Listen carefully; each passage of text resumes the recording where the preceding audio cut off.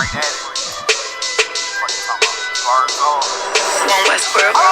Hear the hunger in my voice, they used to tell me to speak up. The problem was of what I was saying, they couldn't keep up. Instead of moving around with some patience, they tried to speed up. It got colder than a bitter bitch, found me a way to heat up. What's a favor for a favor if we all didn't make it? Kept it 100 with everybody, but they just gon' change. I ain't get caught up in the hype, cause I ain't feel like I made it. Couldn't picture me here now, but here's your moment to frame it. And I ain't never understand that self-entitlement spirit. I felt your vibe, I don't wanna get near it. Before I made the appearance, I took a second, took a look in the mirror. This God, Lord, the only thing that I fear. Y'all got me fucked up. It's all passion, it's tradition, it ain't fashion. It's no action, they make threats and it's still passing. I think massive, no respond, that's still tact. Y'all should quit rapping. Cheap shots, I'm cinematic. I ain't average, I'm an overthrow fanatic. How I go, you lose and win like asthmatic. I got first, that's automatic. I'm the best in my division. In the ghetto like the pigeons, in the hood like the engine. You a bird for that chicken. I don't fake split decisions cause my mind made up, nigga. We in the end of time, but my time ain't up, nigga. I was young and running wild and wide-eyed like a cabbage patch. I had to get it, it's vivid, adapted to my habitat. It's certain shit I won't do, certain shit you can't prove. My shit sound like a payday, yours like more when the rent. If I had $1 for every dime you counted, I would be broke.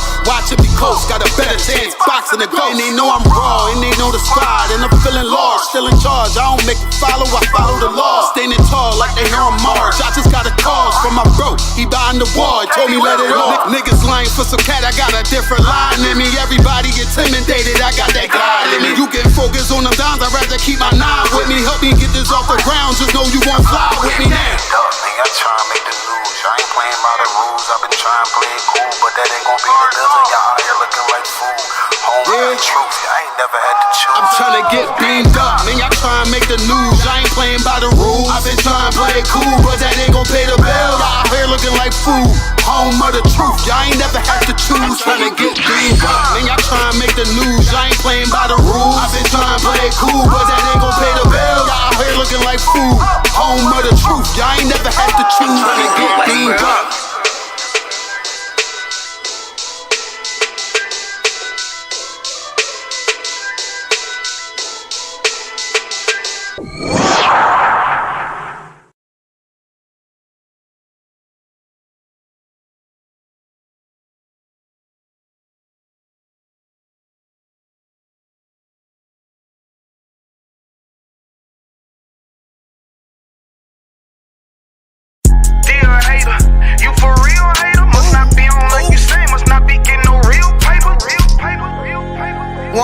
Nigga, dear hater, you for real hater? Must not be on like you say, must not be getting no real paper. Nigga can't have more than you know them niggas will still hate you. Damn. Those are characteristics in a pussy nigga nature. Talk that shit behind my back, but be on mute when it's a facial. Smiling in my face, but you can't hide all of that hatred. I'm too silent, you a snake. I see that shit a mile away. Man of war, and I'm not sorry, blame that shit on UPK. Pussy ass nigga, you a pussy ass nigga. Oh, you confused, you think pussy ass nigga. This ain't drag racing while you got that drag with you. I'm a bad getter, pull up with two bad bitches. Masculinity be the reason she into me. She say she loving all that big priest energy. Don't remember me when I step in the facility. I'm screaming I.S.U.P.K, fuck the enemy. Oh, hey, this that one Westworld shit right here. Think I ain't got the bitch on me, you trippin', homie, that bitch right here. Brown liquor, don't sip that clear. Cloud of vision, let's get shit clear. I ain't even fucked around, homie, put the crown on me.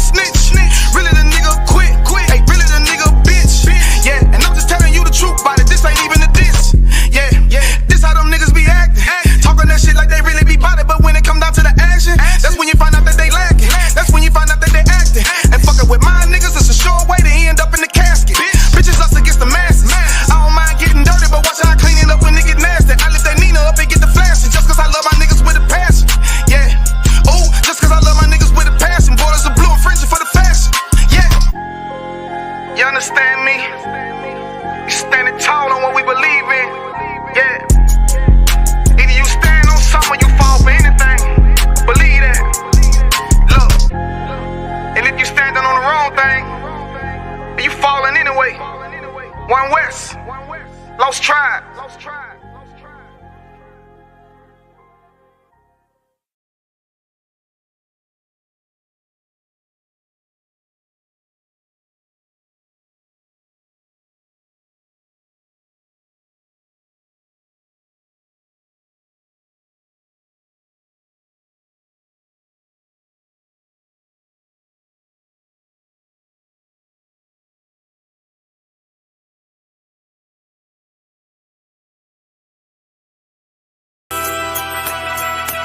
This a Batman tune. I promise you. This shit lit, cuz. This shit lit. Alright? Run that joint.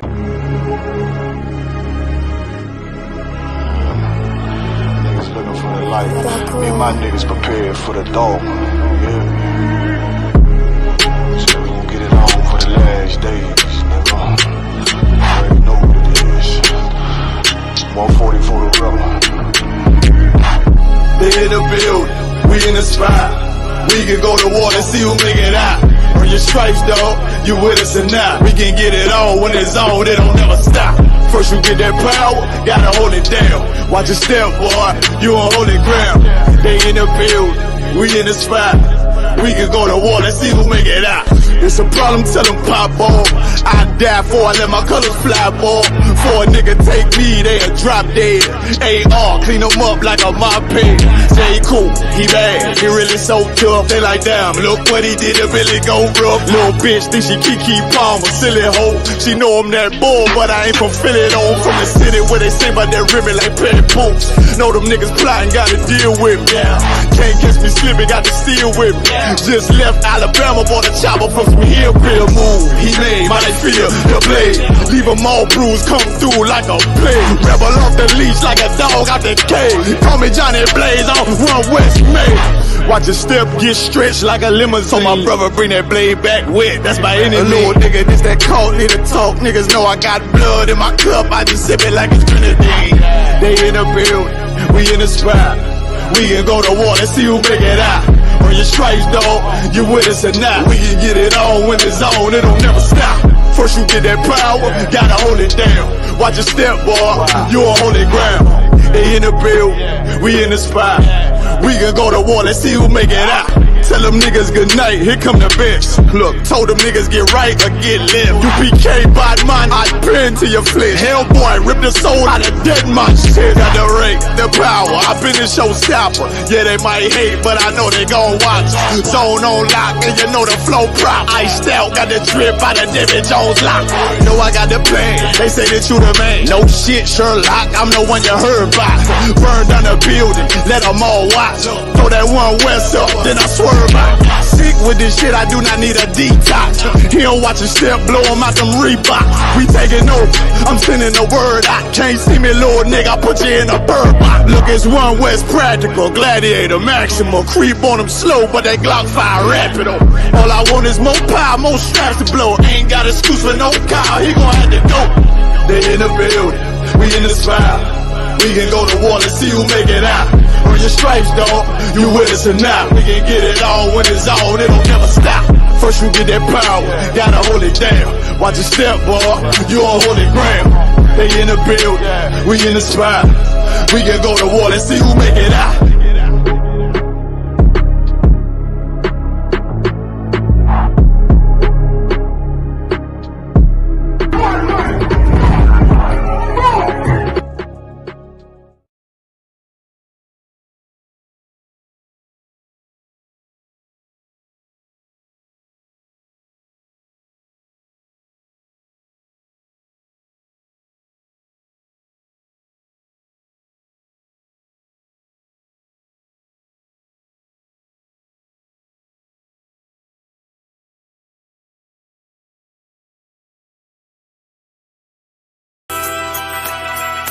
Okay.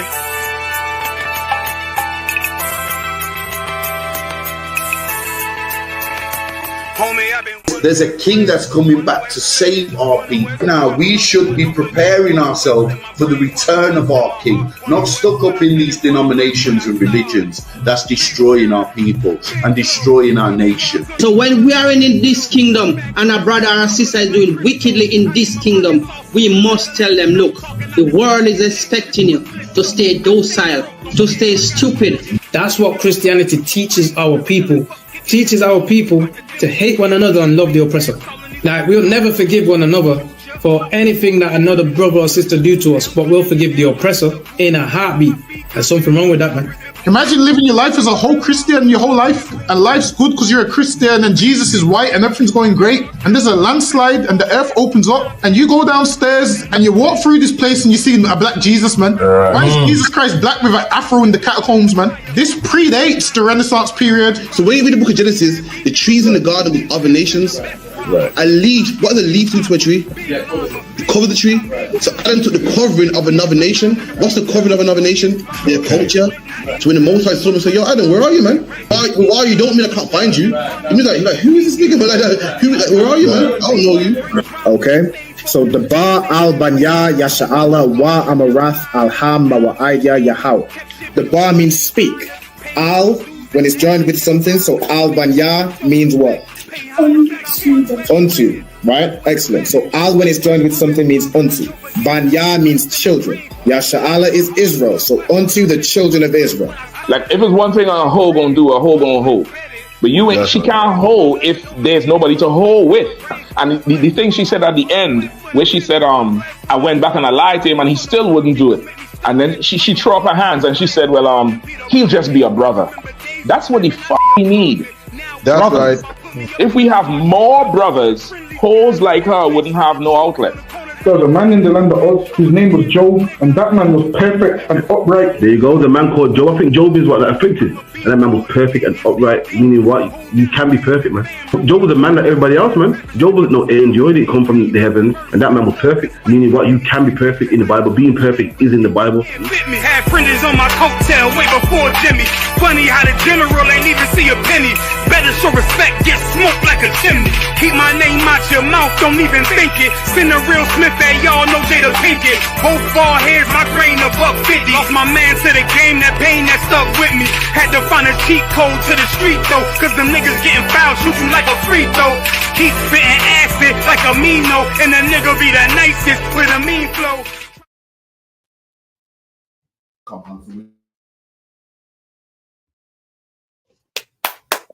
It's like the other one. It was on mute. Brothers and sisters, the shop. We out in the UK. That's out right. In Brum, Birmingham, Brum. Postcode because it's B18 5PW. Come on down, ask all your questions. You know what I mean? Bring them, come get deprogrammed, come get unconfused, come get brainwashed.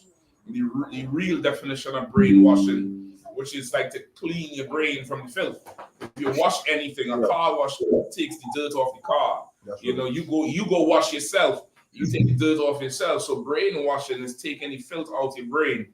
And you done been under the mercy of Christianity and Islam and Rastafarianism and Egyptology and Buddhism and all of that nonsense, and it done polluted your mind, polluted your spirit, polluted your brain, and you need to be brainwashed. You need to start over. You need to be born again. That's really the essence of it. You absolutely need it. Because the life we live in is not life. We think it's life, but it's absolutely not life.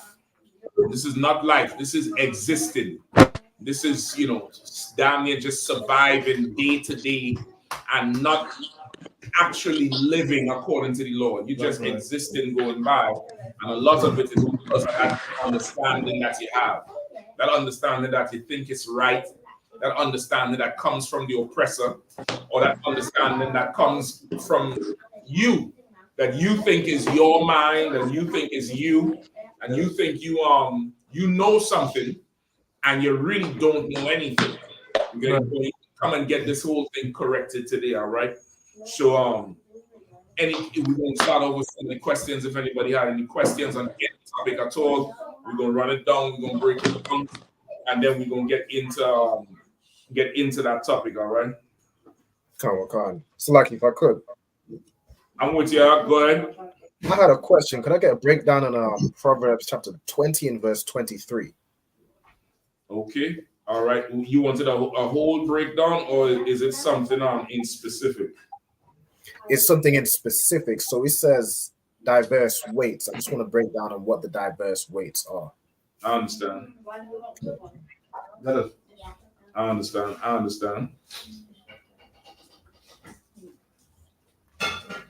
All right.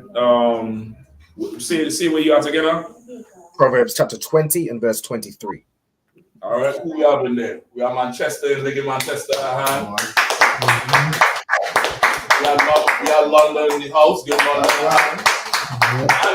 Leicester. We are Leicester online. Leicester. You know what I mean? Listen, man, y'all make sure and stay solid and never ever faint in your work in the Lord, brother. Every man in here and woman in here is precious in the sight of the Lord. The Lord is going to reward every single effort you ever made, every footstep you take, left, right. The Lord going to reward it. Y'all stay shining bright like you're doing, and put in that work, man. Now it's time to gain that field more than ever. We always put in the work, but more than ever is time now to get in there and dig and plant, and so we could reap later, brother. The white man is in the street screaming, who the hell is Allah? Who the F is Allah? You don't know who that is. He's in the street screaming it with his children, waving flags, and the Arabs is on the sideline looking at each other dumbfounded like, what are we going to do? This is a glorious time to be in the truth or coming into the truth. So you brothers and sisters, y'all stay strong in this thing. And Satan gonna come at you 7 ways from Sunday. He's gonna come at you sideways and upside down.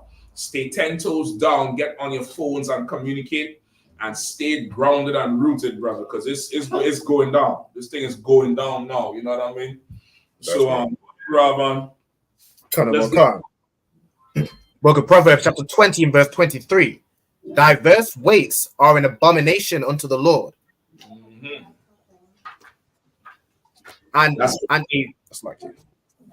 That's it. And it reads, and a false balance is not good. Okay. So if I could, I just wanted to break down on diverse weights. Is that anything like any other justice system that isn't of the Lord or isn't of this Bible? Okay, tell me what you understand by diverse weights. What do you understand by diverse? Anybody want some strong too? Y'all can get down, all right? God, so my understanding of weights is like the balance is what's used to make a decision or a judgment. Not weights, but diverse. Diverse. What does diverse mean? If you don't know, you could look it up. Mm-hmm. I know diverse means like different or varied. Different or varying. All right. Let me check and see if that's the only thing. It's always good to look up the definition of these words sometimes, all right? But you are right. That's definitely one of the contexts, all right? Right. I have here various. That's the first sense. And I also have here an indefinite number more than one, right? For example, with diverse of the leaves torn and stitched across, right? From Charles Dickens, right? So it's varying, and it's also an indefinite number more than one, right? An indefinite number. So varying weight or an indefinite number of weights is more than one, all right? Let's read this again from the top. Diverse weights are an abomination unto the Lord, and a false balance is not good. Right, and a false balance is not good. And you wanted to break down on the weight part? Sir. Okay, all right. So give me what you understand now from it. From what I understand now from what you wrote down with diverse, so it's like varying weights. So I guess that would go into respect of persons where different people are having like a different judgment or a different scale on which they're judged. Okay, what you talk, the example you gave is more the spirit of it. That's in a way the spirit of it. But this here is not specifically talking about that part. All right. I'm gonna come to you. Let me walk him through. All right. Diverse weights on abomination to the Lord. Read it out the part. And a false balance is not good. All right. And a false balance is not good. So what is a false balance? Give me a false balance. A false balance would be like an unjust judgment, or why are you going to judgment all the time? Like it's talking about weights and balances. Break down the metaphor first. Don't try to attribute it to something you have in your head. Break down what it's saying right there. A false balance is not good. So if I could, am I correct? So a balance is, I guess I might need to break down on a balance. Slucky, sir, for me. 1 second. Look up balance, Robon. Sir. Balance. So it says balance, an even distribution of weight enabling someone or something to remain upright and steady. Or let me see. To put something in a steady position so that it doesn't fall. A situation in which different elements are equal in the correct proportions. Okay, that's similar to the first one, right? So really, okay, a balance in this context is that first example you read. Let's get back to the first one. The first one was an even distribution of weight enabling someone or something to remain upright and steady. Right, an even distribution of weight. All right. A balance is also another word for scales. Are you familiar with that? Come on. All right. So this is talking about the scale. The scales. Put up a picture of old school scale. Scale when you go in Tesco now, they're the digital ones, or the one that's like it's hanging from a circular what's called an analog reader, and it's hanging. You put the produce in there, and the weight of it pulls down on the analog needle, and it tells you how much. Right? That's not the type of scale. This is a different scale. All right. Is it like this one? Explain. About to explain. All right. You'll put your phones on mute if you're not using it. All right. So Robon, you seen what's up on the screen? Okay, so you see like how one side is wide and the other side is a little bit narrow. Robon, you with me? All right, okay. Just for I'm gonna describe it if you can't see it. On the right side of the picture, it's like a big plate. Right? On the left side of the picture, it's a plate with a smaller diameter. And it's not really a plate, it's just like a platform. You understand? So now as you go to the marketplace, right, whether it's a grocery store or whether it's an outdoor market where it's fresh produce coming in, as you get there, you will bring what you want to purchase. Corn, green fig, yams, whatever, right? You will put it on the right side to find out how much you have to pay. You understand?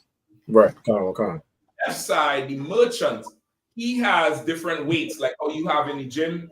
When you're ready to go to weights, you put on 45 plates, 35 plates. You want to go up a little bit, you put 2 5s on the end because you're increasing your weight slowly. You understand? Oh, he has plates similar to that, solid plates that are 1 pound, 2 pound weight, 2.5 pound, 5 pound. And he doesn't know how much this bunch of bananas weighs So he puts it on the right side, and then he starts. He might estimate. He say, well, that might look like 5 pounds. He put the 5 pound on the next side, but the 5 pound might be too heavy, so it goes down. So he know, okay, it's less than 5 pounds. So now he goes on to 3, and as he goes to put the 3, he removes the 5, put the 3. The bananas go down, so it's more than 3. So now he started to add 1 pound to the 3 to make it 4, and the bananas started to come up a little bit more, but it ain't balanced yet. Right. And so now he added a half pound. So now 4.5. It still ain't balanced. And now he had to figure out he might have some little pieces of other pieces of metal that have smaller denominations of weight. And he started to put that on until it balances. You get the point? Kind of what kind. It actually balances, and that's how he knows, okay, this is 4.65 pounds. You owe me, I don't know, $8, whatever a pound. He multiplied by that. How much ever a pound is for the produce, he multiplied by the weight he puts on the left side. You understand, Robin? Kind of what kind.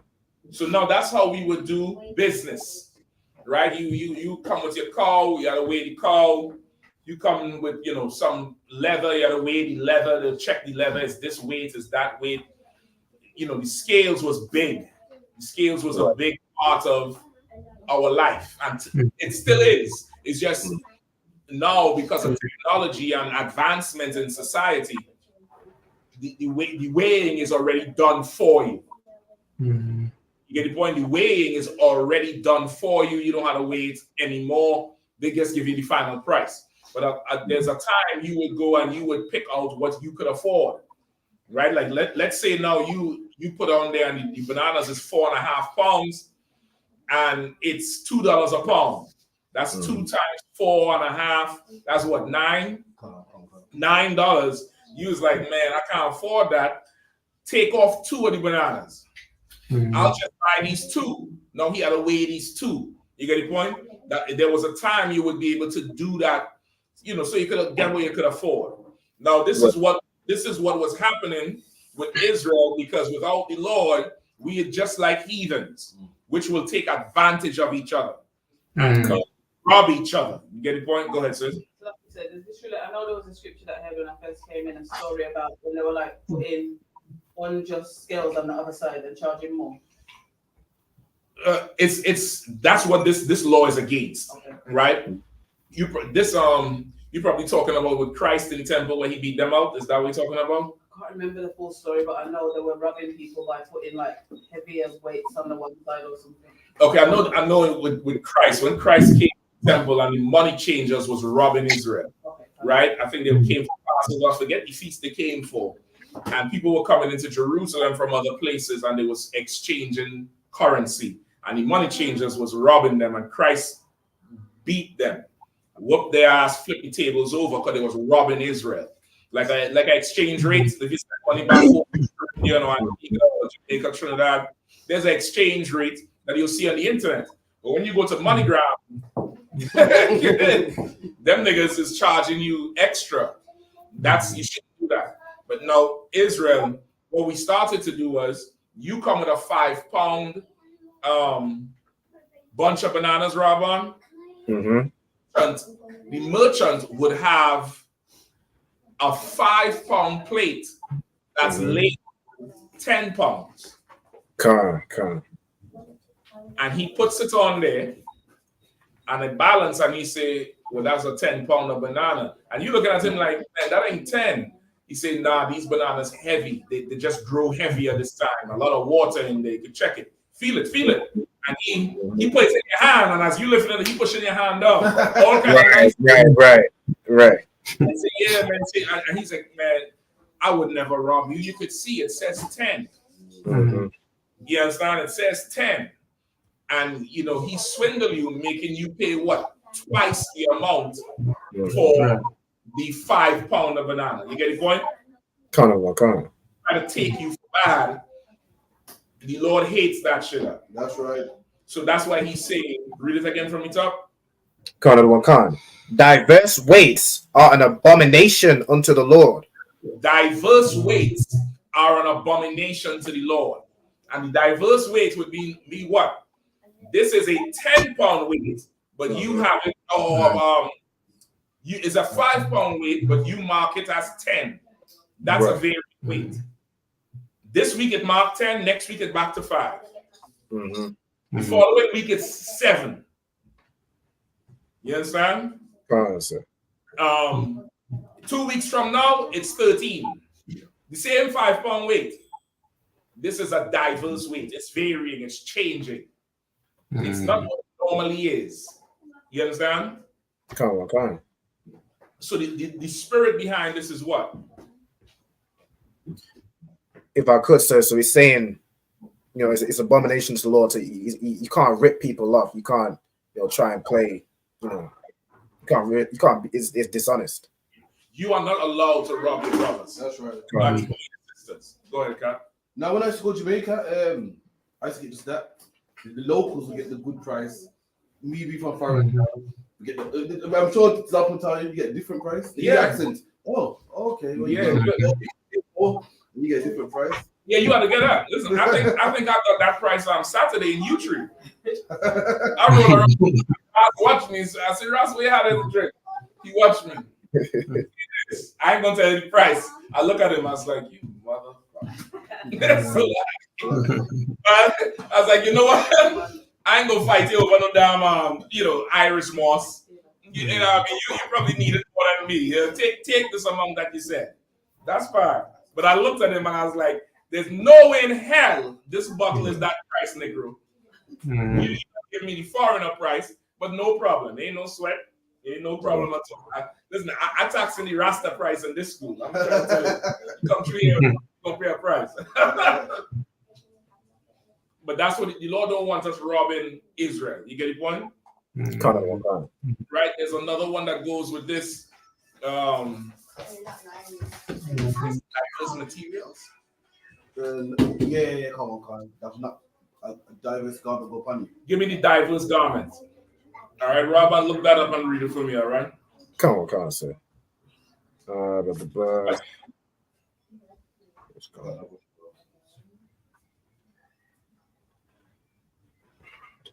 Deuteronomy 22:11. The book of Deuteronomy, chapter 22, and verse 11. Thou shalt not wear a garment of diverse sorts, as of woolen and linen together. Break it down, Robin. So it's saying thou shalt not wear a garment of diverse sorts, so of wool and linen together. So is this saying in a sense, I mean it's on the similar thing. So it's like someone can't sell you and say this is wool, but it's really wool, or this is linen, but it's really wool and linen. You a smart brother. Right. You know how much fake Israelites believe there's something spiritual about mixing wool and cotton and linen. You know how much fake Israelites think silk and cotton will diminish your brain by 50%.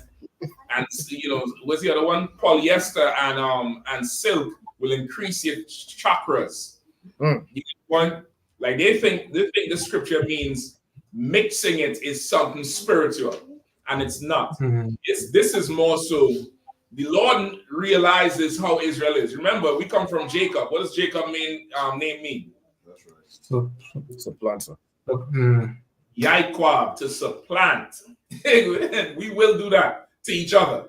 That's the problem. We will do it to each other.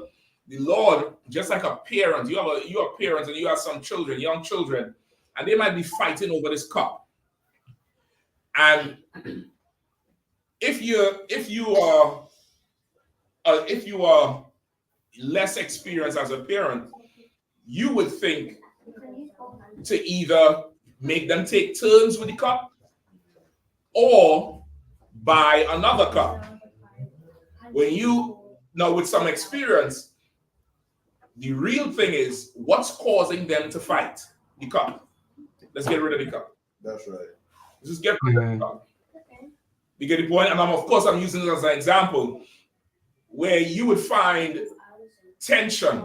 Tension comes in different relationships, whether it's brothers and brothers, brothers and sisters, sisters and sisters, parents and children, regardless of what's the dynamic. There's going to be tension. There's going to be conflict over something.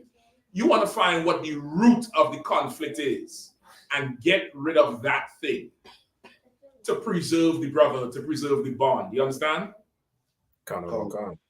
Right? You want to get to that point. So the Lord is saying, he looked at it and said, yes, I have a law against robbing each other.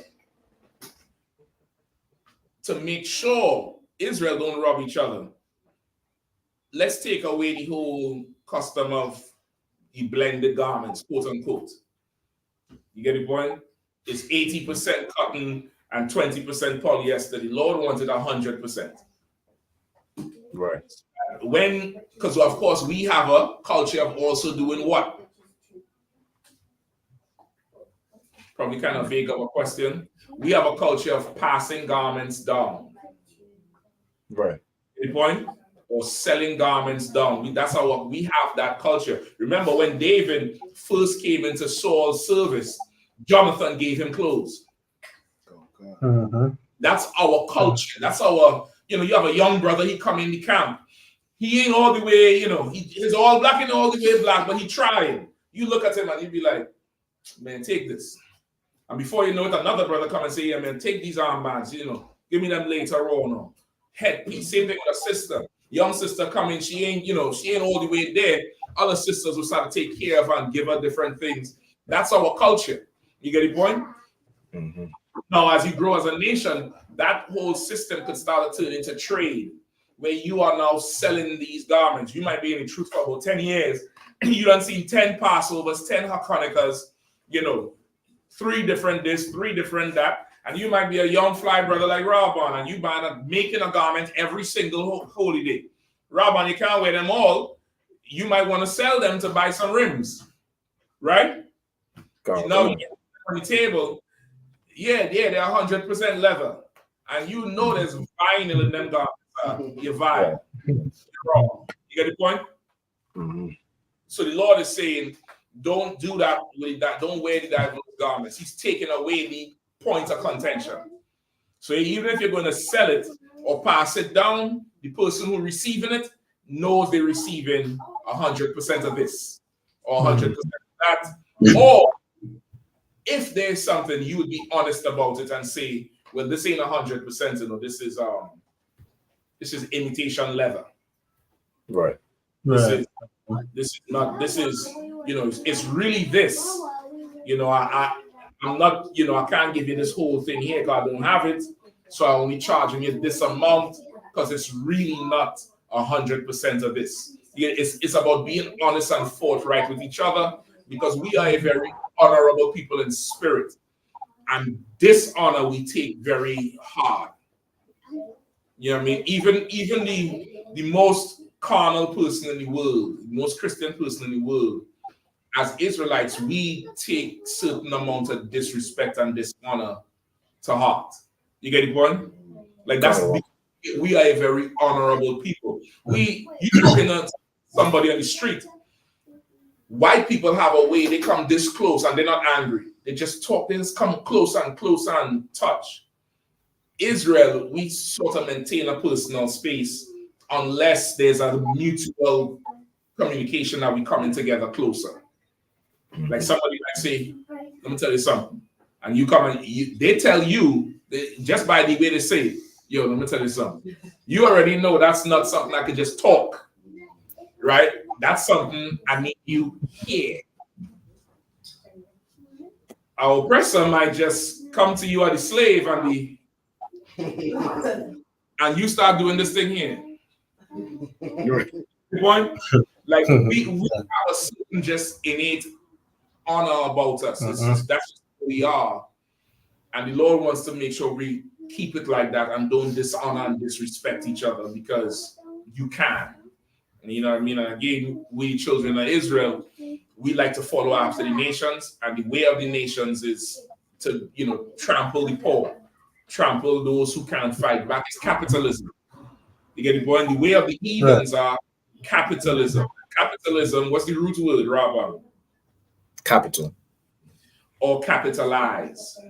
If I'm saying I'm capitalizing on something. What is that?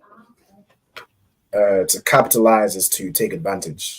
That's it. They'll tell you it means capital, which is like Like What's money. what's capital in economics? That's like tender. It'd be like money. Like that's capital. I'm sure it's like Assets. It'll be a certain amount of assets that you can put forth as you having money. You get the point?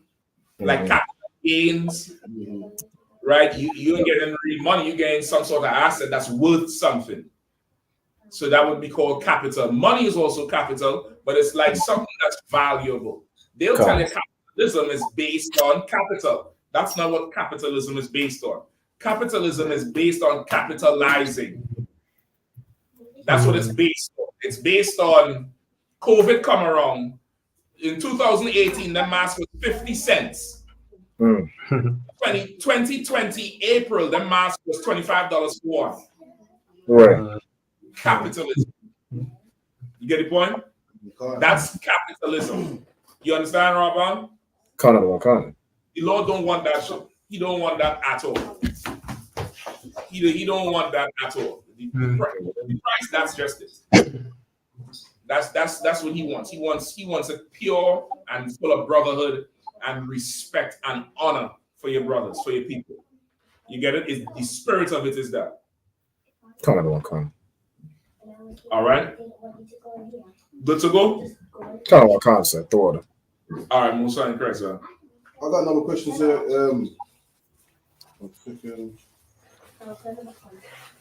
A sister asked if you got unclean food in a can it be stored with clean food? Like if you got something unclean and you want to feed to a pet or something, can it be stored with clean food without contaminating the rest? If you have what? If you have unclean food but it's canned, can it be stored with clean food without contaminating the rest? If you have unclean food and it's in the can, meaning okay, it's still in the can, like tuna. And it's stored where? Around like clean stuff.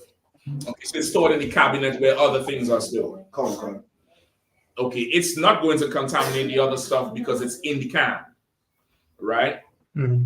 What you probably could do? Okay, what's the reason there's unclean food? For a pet. Okay, so you giving the pet scraps or whatever. Okay, maybe find a different place to store the cans. You get the point? I get it. You might have a dog or cat. You're giving the cat the tuna, right? Because tuna is unlawful. You can't eat tuna. You're giving the cat the tuna. Put the tuna cans under the sink. Because why? Everybody in the house knows what we eat is above the sink, right? When you're going to cook, the stuff you're putting in the pot comes from above. The pots might come out from below, but you ain't taking food out from below. Just Israelites, just in everybody's house. I need to go into your houses, but I know all your food is stored high.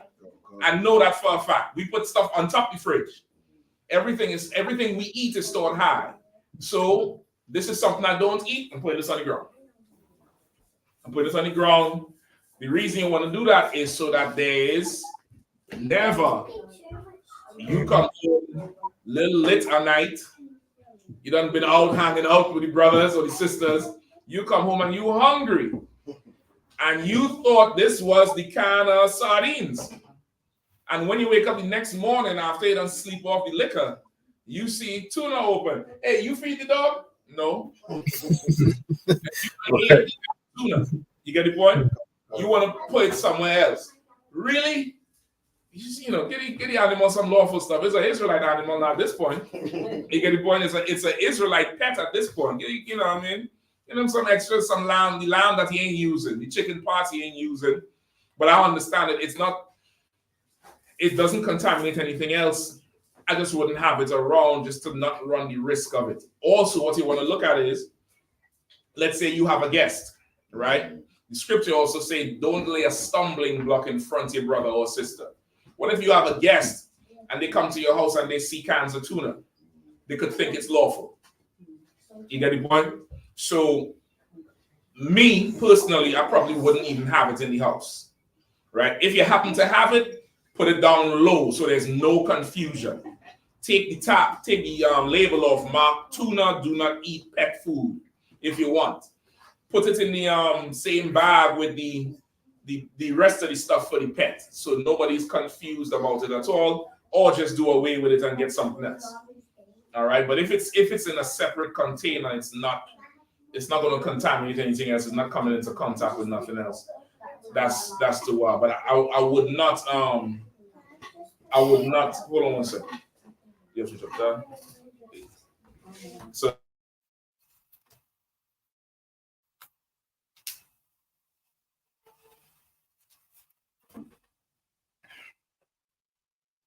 it's probably better to just not have it in there, right? It's probably better to just not have it in there.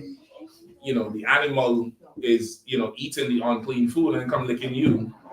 You know what I mean? Rolling up on you. Just get rid of it. Just get out of the house. You know what I mean? It probably might be better to do it like that. All right? Come on. You had any answers? Yeah, I was just gonna expand on the question, but I think you covered it by saying just don't have it. Yeah, it's probably better practice to not have. You know, I get the whole thing. You know, there's an animal. I understand that part. But just to, you know, not have it around is probably just the best way to go.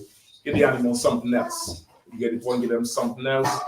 Or if you have to have it, if it's a situation where this is what you could give them, this is all you could give them, keep it very separate from it. Very, very separate.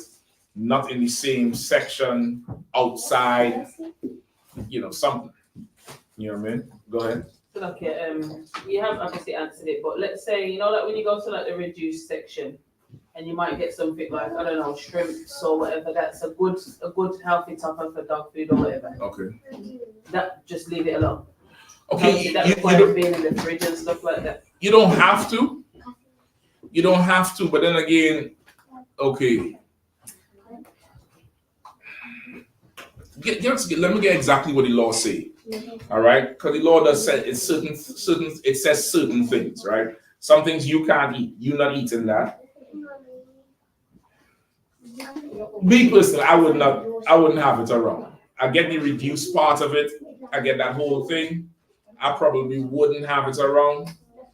But you say it has to be in the fridge. Separate it as best you can if you have to. If you have to do it. But again, don't let it run the risk of you accidentally or somebody accidentally. It could run because it's there. You get think of it like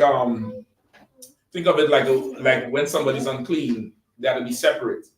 Because even if they're there, the chances of you brushing them is way greater.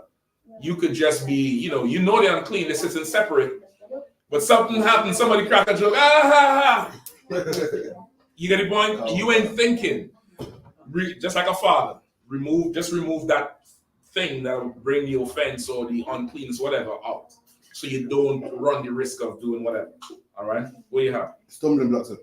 Not the stumbling block. The law about clean food. Yeah. Because it says not even the dead carcass you could touch. I think that's for the pig. Oh, Leviticus 11. Leviticus 11:1. Leviticus 11:1. And the Lord spake unto Moses and to Aaron, saying, Speak unto the children of Israel, saying, These are the beasts which ye shall eat among all the beasts that are on the earth. Whatsoever parteth the hoof, and is cloven footed, and cheweth the cud, among the beasts that ye shall eat. Right, so it's talking about what you could eat, right? Skip me down to the tuna and the verse 10. 10 is tuna. Let me get that. Verse 10. And all that have not fins and scales in the seas and in the rivers, of all that move in the waters, and of any living thing which is in the waters, they shall be an abomination to you. They shall be even an abomination unto you. Ye shall not eat of their flesh, but ye shall have their carcasses in abomination. Right? You shall have their carcasses as an abomination. I was talking about, of course, you eating it. So it's an abomination for you to eat. And you say nothing about giving it to the animals on them. I would just not have it around.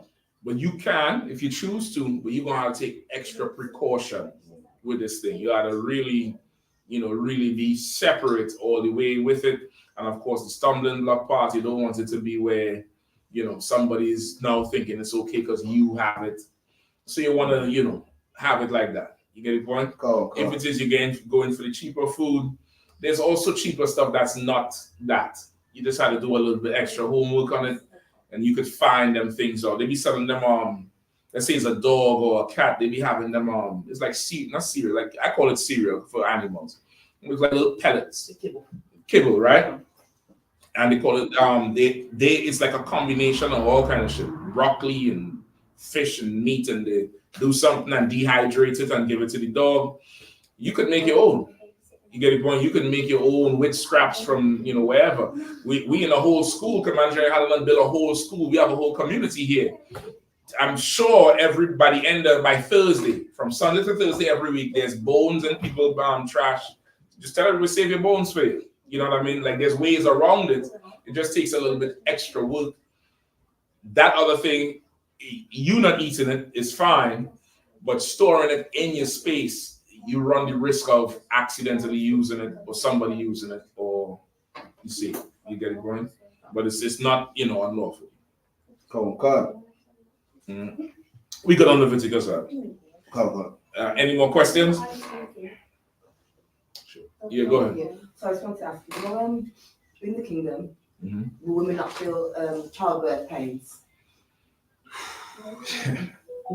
If it was up to me, yes, you will. You will. You need it as healthy. It'll help you out in life. And I say this with all the love in my heart. It'll help you. I can't say that part. I can't say there's no scripture saying in the kingdom you wouldn't have it. The Lord may take it away or may not. This is what I would tell you. There's a woman right now who's not going through what other women is going through.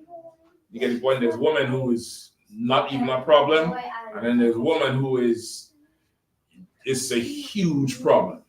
So with that said, I would try to get on the right-hand side of pain. And it could come from a whole ton of things. It could come from disobeying the Lord.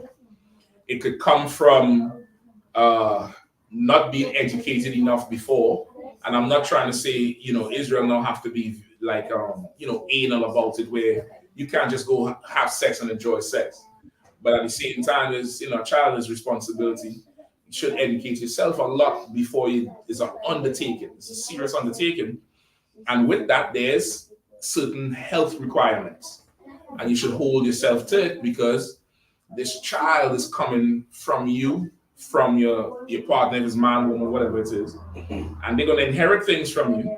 And then there's customs and traits they're going to pass down. So you would find that you start, you're going to have a child, you start doing things a lot more healthier. You start moving a little bit more. You start eating certain things. You start cutting certain things out of your diet. Those things could also help. You want to check your own history. If on the woman's side, how other female relatives' birth was. You get it when you check all of that. Now, at the end of the day, you can do all of that, and the Lord still put you through hell, and that you ought to take that up with Him. But there's things you can do to get on the right side. Number one, get on the right side with the Lord. Number two, look at your health and start preparing. Start preparing. You have so many studies on right preparation before childhood could make the thing not as painful. You're going to feel some pain, but it's not going to be as painful as somebody else. You get it, Warren? So on the back of that, Genesis 3:16 says the woman's punishment was have a man rule over her. So prior to that, how she living? Out of curiosity. Okay. Pull the scripture too. Just for anybody listening. We'll just pull the scripture so they know. Come on, Genesis 3 and verse 16. And it reads, unto the woman he said, I will greatly multiply thy sorrow and thy conception. In sorrow thou shalt bring forth children, and thy desire shall be unto thy husband, and he shall rule over thee. Right? So you asking about the desire part, right? And rule over it. You know, but the rule, and he shall rule over thee. Yeah. Meaning, okay, so before that part, your rib was like, the best way to describe it, your rib was like how two brothers rule. In truth, we still have rank. But just think of how brothers just rule normally. There's a mutual understanding. Even brothers in the world, there's an unwritten rank among brothers in the world. It's just it's not, they ain't gonna salute the highest man, but everybody know who everybody follow. Right? Before that, your rib was, similar to that. This was, like a friend that you had sex with. After that point, she has to yield to you. Because when she doesn't have that hedge, give me that 2 in the Apocrypha, right? Ecclesiasticus 25 or 26. When a sister doesn't have that hedge, brother, she is more prone to listening to Satan than you are. And it's because of her makeup versus your makeup. How you were built versus how she's built. There's something in you. Esau would call it the testosterone versus her estrogen. That's what Esau would call it. But there's a different spirit on the average man, right, in men in general, than there is on women. Men in general always are looking for two things: the threat and what they can conquer. That's a man. A woman is different. A woman is looking for the comfort and what is sensual. Because a woman is more carnal than a man. And sensual means physically stimulating. What makes her feel good, whether it's by touch or by hearing or by tasting, that's a woman's makeup for the most part. So while you looking for a threat and what you could dominate, she is not like that. She is looking for the comfort part of it. What's the first thing I said? The sensual part. And what's the other thing? Don't forget it now. Really, it's just the comfort part of it, and just being real more comfortable and in a nice, nurturing place. Like a woman take over our house, everything is plush and fluffy, everything. A man take over the house, brother, is one chair. The mat is flat like this. If he have a doormat, he got 2 bathroom towels. He got 1 plate, 1 cup. He's basic. A woman is not like that. She is, this place has to be comfortable. It has to look comfortable. It has to feel comfortable. It has to smell comfortable. When I sit down, I have to flush down the couch comfortable. When a brother pull up a chair and he just see watching TV like this, he eating like this. And she looking at him like a brother, he eat like that. He don't want to sit at the table and eat with the tray and shit. In her mind, you inconsiderate. In your mind, this food tasting hella good. Babe, what you put in this shit? It's just different makeups. And because of what happened in the garden, the Lord realized she needs a check, like a check on her, a constant check. You have, let me see what's a good check. You have a car, certain places you could drive a certain speed, right? Cruise control, that's probably the best thing I could explain.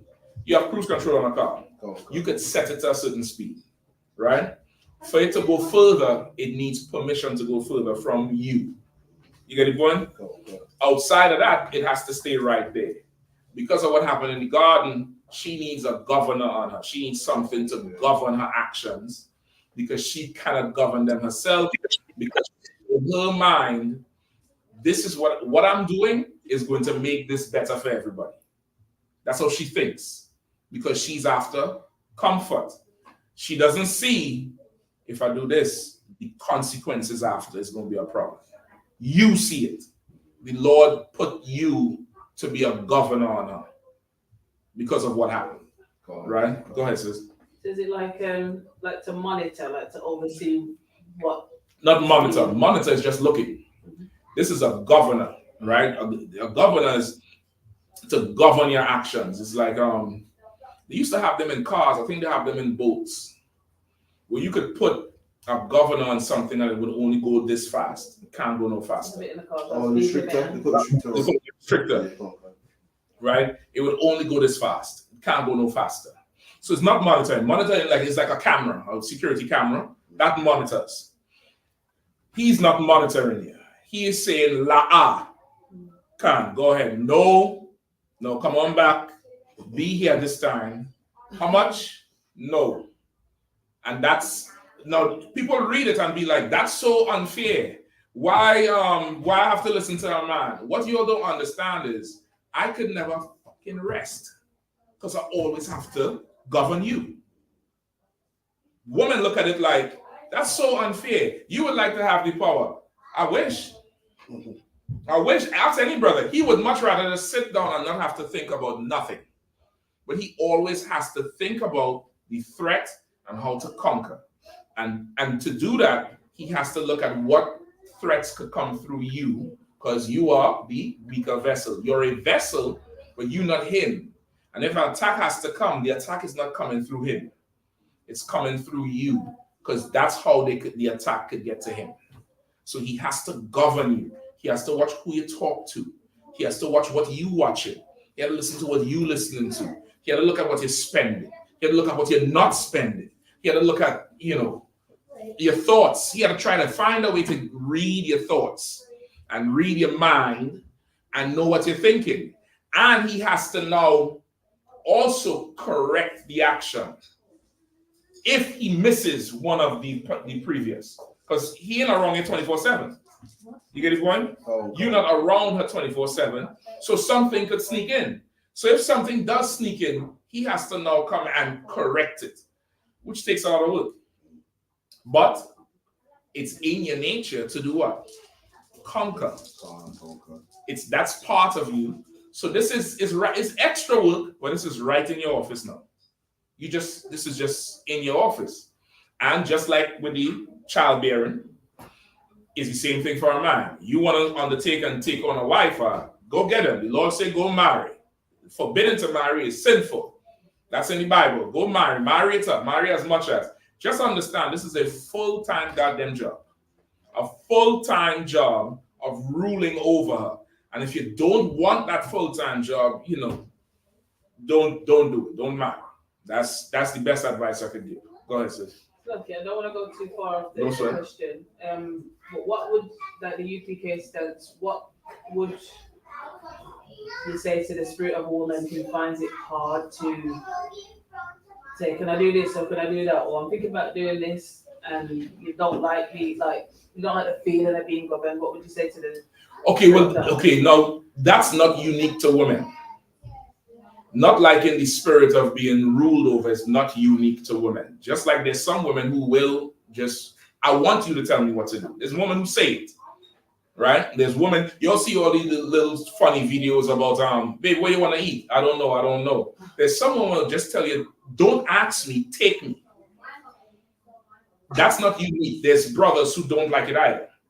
The Bible says rebellion is as the sin of witchcraft.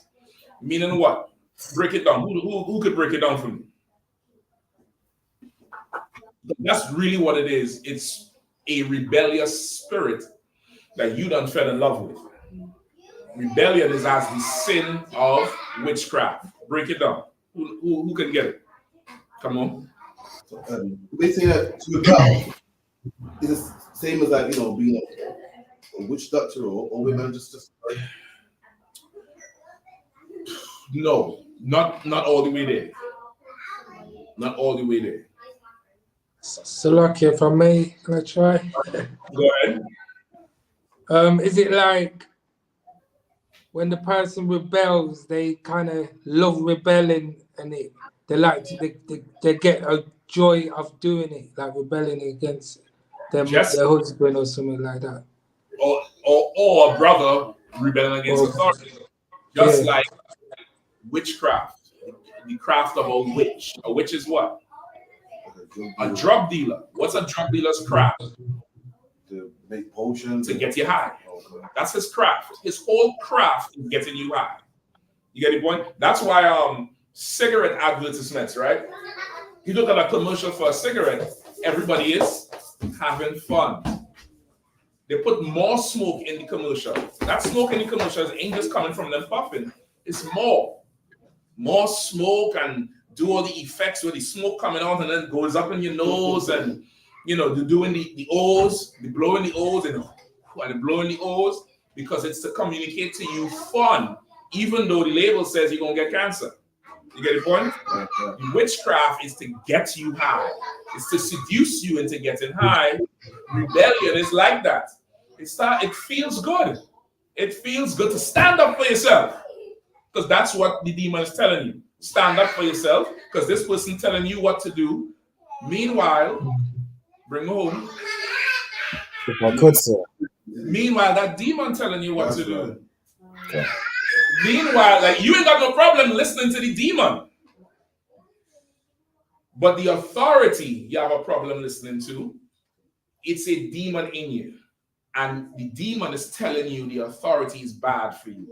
The authority is telling you the demon is bad for you, and it's a war, and you just have to know who to listen to, right? So with that understanding that now you are going to have to fight to listen to your authority. You're going to have to do it on purpose. And that's right. Go ahead. I said, that's right, Captain. That's right. Hey, Most High in Christ, happen, right? You have to do it, and this is the best way to do it. You see it a lot with young brothers in the truth. How many of you all remember you became an officer and suddenly it felt like you didn't have enough work? Right? The sisters probably ain't gonna understand that, because when you're a trooper, you get told to do a whole lot. You become an officer, what happens? You tell people what to do. You tell people what to do, but nobody tells you what to do as much. And it happens like that because you are expected to do it now without being told. But initially, you could start to feel like, I don't have work to do. I don't have to do. And I've experienced it. I've done it. I've called. Hey, Salaki, so is there anything you need me to do? Brothers have called me. Salaki, so I need to get some work. I want to do some work. Is there anything I could do? Tell me something I could do. Flyers, I could print the flyers. Is there anything in school that need doing? You start looking for work, or looking for what? The authority to tell you what to do. And that's how you want to be. You want to, again, I brought it out a few weeks ago in class, you damn near want to be professional with everything. And if you go to a slavery and you trying to excel at the slavery, what would you do? If I could, sir. One second, Rob, I'm coming to you. Go ahead. Listen to the authority of the guidance. You listen to the authority, but that's everybody listening. So you ain't going to excel. I'm talking about excel. I ain't talking about just going there and getting paid. You trying to move up. Beyond. What will you do? Go above and beyond what everyone else is doing. That's a good way to get fired. I'm going to tell you straight. Because what will start to happen is you start to do shit that ain't for you to do. You start to do stuff and you think somebody's seeing it and nobody's seeing it, then you get frustrated because you ain't getting rewarded. This is what to do if you want to excel. Find out. Oh, Slaki Rabban, go ahead. So like I said, I was going to say ask for guidance so you can get like advice on how to do your job to the best of your ability. That's what you want to do. You want to do that. You want to. The scriptures say, "Find ye a man of understanding and get to him betimes and wear out his doorstep." You go to a slave. You trying to excel? You checking to see who's the supervisor? You come in the morning. What's going on, Jeff? Nowadays they don't like you to say Mr. So and so. They tell you call them by their name. Right. Go on, Jeff. Anything you need today? I'm just coming in. Oh no, I'm good. Around 10 when everybody taking their little piss break and the smoke break. Jeff, we good? I heading out. You need anything? You sure? Hey, I printed up those things. You start now letting Jeff know if he need anything, you demand. Whatever Jeff need, you demand for that. You start making what? Yourself available. You start making yourself available so that he can give you work, give you direction, give you instruction. But he'll never know that if you don't make yourself available. Every time. The first time he needs something, he might need to be here and here at the same time. He can't be in two places at once. He have a problem, and guess who's knocking on the door? Jeff, you good? What's going on? Hey, man, listen, man, you come at the right time. Have a seat. He starts treating you like you the co-CEO. Listen, I need this done. I would give this to somebody else, but, man, you always asking. It seems like you have time. Yeah, no problem. This time you shitting bricks because you don't know what the hell you're doing, but it's an opportunity to prove your work and get instruction, and you're going to learn. Take that to your husband if you're a sister. If you're a brother, take that to the man over there. You're a sister, you might be struggling with it. You wake up in the morning, you roll over and kiss your husband, you talk to him, nice baby, what's the plan today? What you needing to do today? You know what I mean? I have this I want to do. Did you need anything else done? Okay, how we doing this? How you want me to do this? How I should move? Something changed in the running of the day. That let's say you had task A, B, C, D in that order. You do A, you're about to do B, something happened with B, and to do B, you really need D first, then C, then come back. What should you do? Make a phone call. Let's call the brother. Just call him. Say, yeah, I know you're telling me this, but it says this, that. He might say, nah, you really don't need D. Hear what to do. Go back down there, go back to A, get so and so, then go to B. Have that stamp, but they don't tell you to go back for that stamp any damn way. Then go, you could do C and D in whichever order you want, but you kill two birds with one stone, you have to go back to B. Now you give him that chance to rule over you. You yield to him, and that's the relationship you should have. You should have that type of relationship of, this person is better than me. This person is not just over me. Because now Satan could start to tell you, they just over you, but you better than them. No, nigga.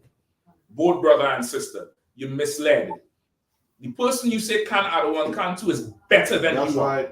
That's right. Better than you. It's absolutely better than you are. You are worse. That's in the Bible. Precept. Like servants obey your masters. No, that's a good one, but this is exactly what I'm saying. The servant better than his master. I'll take that, but then now you run into the problem if you're battling some sister, so I'm your servant. Yeah, so you gotta know how to lay it out. So she is sensual. So you're gonna have to lay it out in a way where she ain't getting the fight back. She just wants to yield now, because yielding to her feels good now. You get the point? Okay. Her yielding to you feels good. So happy. Anybody else? Sis? Okay. Are you referring to a situation? But I believe this is just about the sisters where it says one is better than another. That's good too, but that's better in terms of value. The value the brother sees. And this here is literally what I'm talking about. The person you say in Canada one, can two is better than you. It's a better person. It's a better officer. It's a better brother. It's a better everything. They're better. You have to look at it like this person is just so much better than I am. They're better than me. I should listen to this person. Come on. Are you referring directly to like the rank and order? No, I'm listening. It says scripture. Okay. Come on. The one that you see what I'm understanding, get behind him. Not that one.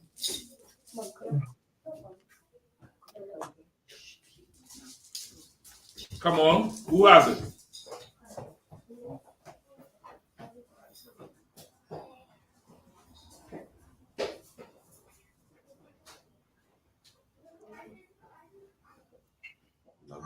I'm not a precept, so I give my 4 fires ones, man. Shut up. Say again? I give my four baddest precepts and shut them all down. So like, blame me. You gonna blame me? Say I shut them all down. All right, hold on. Let me tell you what it is.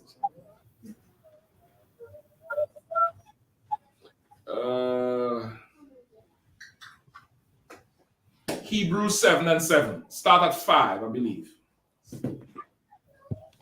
All right.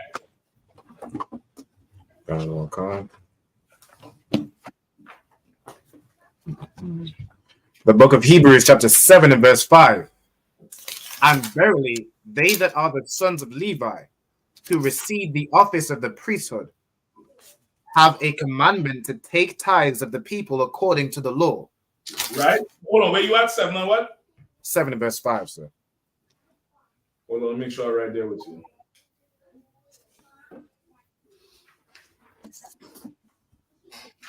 I'm 12. Salakia, bear with me. Right, read it again from the top. Another one kind. And verily, they that are of the sons of Levi, who receive the office of the priesthood, have a commandment to take tithes of the people according to the law. That is of their brethren, though they come out of the loins of Abraham. Right, and he's saying, yes, this is Paul. Paul had to battle with the people, with the Hebrews in Ephesus and Corinth and all those other places, because to collect tithes, right? And they're saying, yeah, you got to pay tithes to the priest. Paul's saying, yes, verily, the Levites, whose their job was to collect tithes, they were the priests, right? And they collected tithes, even though they come out of the loins of Abraham, meaning the Levites collect tithes even though they are after Abraham, after Isaac, after Jacob. The Levites are after all those men, and they collect tithes of Israel, of all their brothers. Keep going. But he whose descent is not counted. Think about it. Think about it where you are paying the tithes to Levi. What would that mean? That Levi is greater than you. Levi is greater because you paying the tithe, right? You giving it to him. You giving that bread to him. So he's saying, and Levi is collecting this from all his brothers. Keep going. But he whose descent is not counted from them received tithes of Abraham. But he whose descent is not counted from them, whose descendancy or heritage or lineage is not counted from Levi, right? Received tithes from Abraham. So Abraham paid tithes to somebody who was not Levi, right? Right. Go ahead. And blessed him that had the promises. And that person who received tithes from Abraham blessed Abraham, because Abraham is the one with the promises. So you here fighting me about taking tithes and saying you got to pay Levi only, when Negro, the first tithes ever was paid to a man who was not Levi, paid by Levi's father. Right. That's what Paul is telling them. Read the next verse. And without all contradiction, the less is blessed of the better. Say it again. And without all contradiction, the less is blessed of the better. Without any contradiction, without any confusion or anything sounding contrary, the lesser of those two people was blessed by the better of those two people. Who was that? This is Melchizedek blessing Abraham. Abraham was the lesser of the two. Melchizedek was the better of the two. That's how the world runs. There's somebody who's better and somebody who's lesser. And that person who is lesser should fully accept this person is better. But to help you fight that demon, to say Canada one can and get down with it. Get down in it. Get down in that thing of yielding to that authority. And what you would find, you will start to get authority the more you yield. The more you yield, you're going to start to get that type of authority.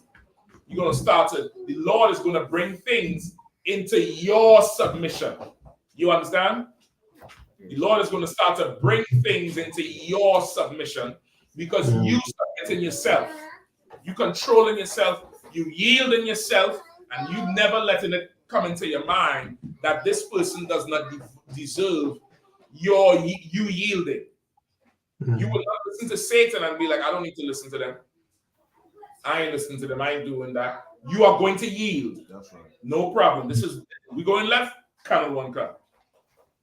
Salaki, if I may, go ahead. I think we should go right. Some. I hear what you're saying. We go in left. We good? All right. It could happen like that. You get the point? But it begins with understanding the dynamic of things. It begins with that. Go ahead, sis. Carla, it's true. Because I say to myself, you can listen to your manager at work, and you also can do it for your husband. Come on, give her a hand. Give her a good. If you can listen to that boss, you should listen to your husband twice as much. You get the point? Go ahead. So that growing up, I've seen people all types of demons, can't listen to people, but for some reason, a white man, when it comes to that bread, they shake off that demon. I've seen sisters that fight and go for hip hop and don't listen to nobody, they tell you straight. But when a white man comes with something, you listen. Like even roadman that don't listen to nobody, the policeman comes listen. But what's the white man got that no one else ain't got? Well, okay, he doesn't have power per se. What he has is the illusion of riches and wealth. And we are deprived of riches and wealth. So that makes us see him, the oppression we're under, we see him as he's better than us. Understand? So of course, when he comes around, it's okay, sir, yes, officer. And nothing wrong with calling him officer, he's an officer. But because of our oppression, we see what he has as, he's just better than us. We start, carrying it on like that too. We start carrying it like, okay, he's better, so I should listen to him. He's better, so you put them up first, or you go more without, so they could have. You get the point? Like we start doing that. That comes from our oppression more than anything else. Because why? There's rich Hamites we ain't listening to. We ain't listening to no, you know what I mean? There's heathens who are rich that we don't listen to. But the oppressor, the illusion of power that he has, right? The image of the beast. We fully take on the image of him. We take on the image of him. So much so, we could be living, what's this part? The project here is the estate. Yeah. You could be living on the worst estate. I saw an estate today, brother, on the damn internet. They're trying to raise funds and bring awareness to some estate somewhere where this devil living with her son. The son face looked like his whole face is herpes, just bumps everywhere. And there's a dead mouse on the bed and the cat playing with the mouse. And they show you pictures and the holes in the floor. And they say, come on, let's all get together and press the council to move these people out of the council house. And I'm like, how many black people is living like that normal? But because it's white people, it's it's an emergency.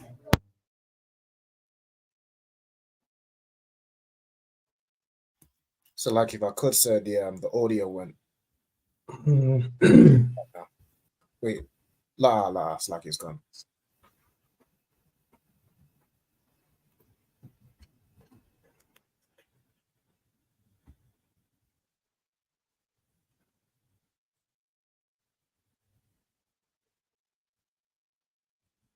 We can't hear you, other one. The sound is gone. You might have to ring Captain Karafi or something to see. Yeah, they should still be able to hear us, I believe. I think Captain Karafi is working on it. Okay.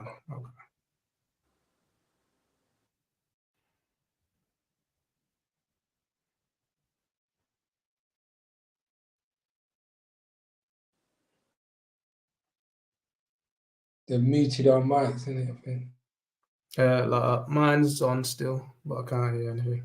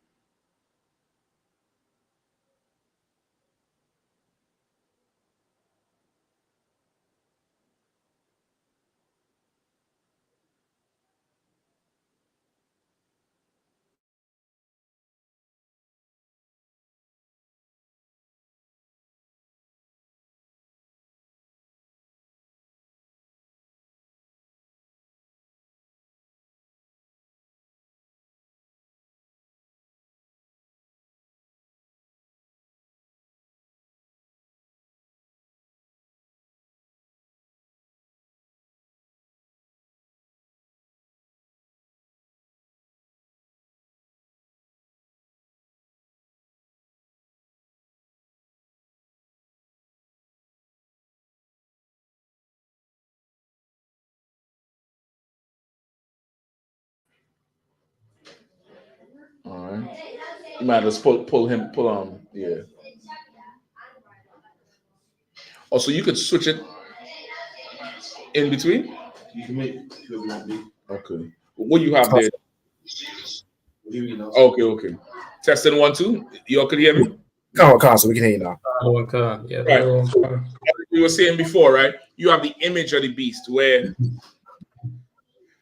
you could be coming from the poorest place, right? But yet still, let's say you get some slavery in some office, and the time you take, you get that suit and that tie, and you in there, you in front of the mirror in the morning, you button up that thing, and you put your tie, and you looking at yourself, you put that jacket on, woo! You do this thing here and fit that jacket. And you button your little thing like the cufflinks, and you're watching yourself. You strike a pose in the mirror, and you make sure your Louis Vuitton or your little Gucci belt showing. But you done took on the image of the beast to make yourself feel good because you took his image. That's his image. That's not yours. You get the point? So that's is the psychology of that. That's why we do it, because we look at him like he's better. You get the point? You understand, Cap? All right. So that's it. That's what you do, sis. And this is for brothers too. It's not exclusive to women. You want to force yourself into yielding. Yielding is the better word. Submission is good, but just me personally as a teacher, I'd say yield. Yield. You want to yield. Yielding meaning you are relinquishing all power to this person. You're yielding. You're making room. You're giving space for them, and you want to do it on purpose. You want to like how a brother would court a sister, where he bring her flowers and he talk to her at night. He's doing all that on purpose.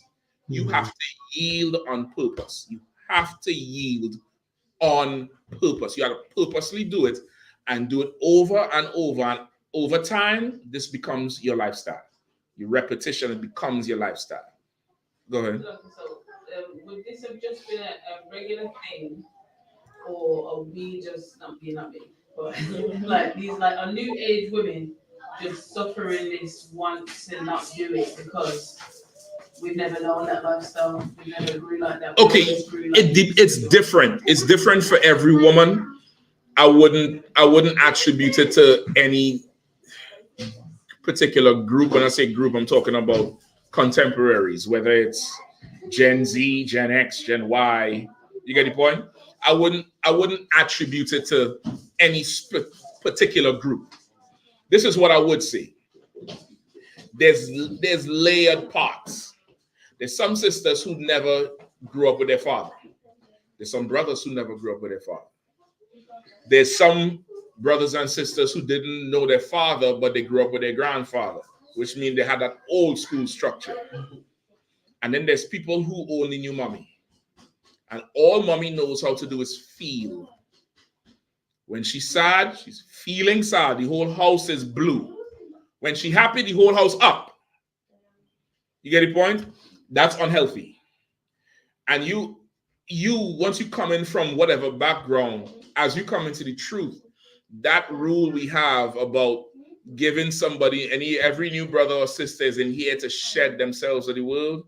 You need that time to disarm yourself, because as you grow up, you are going to naturally feel that void of not having that parent who would give you structure, who gives you weight. Like a father brings weight to the house, right? I'm sure everybody remember your father come around, you start feeling heavy. You ain't so free and flighty like with mommy. Your father is bringing that weight to the house. Sit your ass down. That's gravity entering the room. That's what's needed.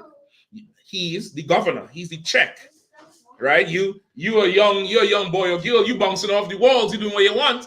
Your father come in. You start calculating what the fuck you can do, because you know if I do this, man, that nigga downstairs, bro, he gonna whoop my ass. You start calculating. That's healthy. That's good. That's what you would be to your woman, of course. He ain't taking a belt to her. But just you being there, the authority, she's starting to feel the power on her head. Now, in some cases, kids never have felt that. And as they grow, children who would turn into young adults and adults start building defense mechanisms to compensate for not having that discipline. And those defense mechanisms come in different places, in different forms. Rebellion is one. Extra aggressive is another one. Detached is another one. And detached means you cannot bond with anybody. Some people have that character flaw where they can't get close to nobody. So they, they're not emotional. They don't have an emotional side. And that comes from growing up. So it's different parts. So as they come into the truth, you want to give people time. And of course, Command and General YAHANNA created a space in here that somebody could come and start to disarm and unpack the self and get built back up. And you have to keep that space so people could do it. It's easier said than done. And it usually takes more time. That first 90 days, you're going to reach a certain milestone where you can start functioning. But then there's other things you don't even know is wrong with you that comes out later on.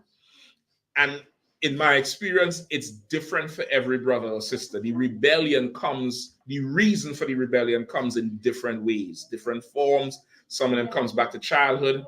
Other things come up to experience as an adult, or just never being able to regulate yourself. And you're going to get trained on how to do it. The brothers experience it in Hebrew Academy. You sisters, if you'll ever see a Hebrew Academy, you'll cry for your husbands. You literally just cry. You would beg for mercy for your husbands. And it's like that because brothers are going to have to get trained on how to follow orders in the face of death. Like everybody remember last year in the bull ring with them unruly Palestinians, right? With them criminals. And brothers, people watching was wondering, damn, how was they so disciplined to go out and come right back and not flinch and not swing and not do nothing? Because these brothers was trained in Hebrew Academy. These brothers was trained by Command and General YAHANNA to not yield to their demons, to not yield to their emotional side, to not yield to their trauma, but to yield to somebody who is better than them. And on that day, they followed all the orders. And they just came, and that's how it looks so perfect. It looks so strong. It looks so right. But a lot of hard work goes into that. A lot of daily, willingly taking a check-in. Brothers calling and sir, some, yeah, I did it. Why you do that? And answering and getting checked and calling back and getting checked. It's you practice yielding. You practice getting better and being made better by somebody better. As a sister, I would advise you to force yourself into that. Force yourself into it and do it. And over time, you're going to get better at it. Right now, for any brother or sister struggling with it, you have a loving relationship with that demon of rebellion. So it's easier to rebel than to yield. Right? You had the other? Still like it's people predicting. So, let's say in the world you had an addiction or you like doing certain things that you can't do anymore, but that demon's going to keep coming back periodically and see if you'll come back. Would the spirit of rebellion be the same thing where you might be going good, you might be doing your thing, you might be, I don't want this, I don't want that, and then all of a sudden you think, I don't know about that decision. Okay. So you might have something you were comfortable with in the world, whether it's addiction, whether it's just something you like doing. Could be unlawful, could be lawful, but this is something that's, even though it's lawful, it could be harmful to you, right? And you would be in control, and then somehow you start back doing the activity that you used to do. Okay. And what was the question? Say it again. Would that be like a demon coming back? Like you have some recurring demons that keep coming back. Okay, the demon is always there, right? You just don't listen to him no more. This is what that is. You keeping the old person alive. You're not 100% new. You're not brand new. There's a part of you that you still love, and that person is not in the grave. There's a part of you still love. You used to. You know, it's a good example. You ever hear older brothers talk about how good they was in football? And if it wasn't for this knee injury, I would have played for Aston Villa. You know what I mean? Yeah, you know, when I was playing, you know, youth, what yours called U14 or under 14? Under 14. Yeah, that under 14 that we play. I remember it good, and you know, it was 83. So Oldbury play, you know, Aston. And yeah, man, and John McCormick blew my knee out. I was on Aston Villa U team. And that thing comes up, and that person starts to drink. I want to fight everybody over football because he ain't hate that old person. I'm just using that as an example. But you gonna have to hate who you was. You're gonna have to look at who you was as old and disgusting and filthy, and never want to see that person again, and become who you're called today. You're gonna have to do that, and that's not so much the demon coming back, but you resurrecting the old person yourself. You not usually that would happen when somebody from your past appears, a relative, some old friend, and they call you by, hey, Johnny, that's you, and you like,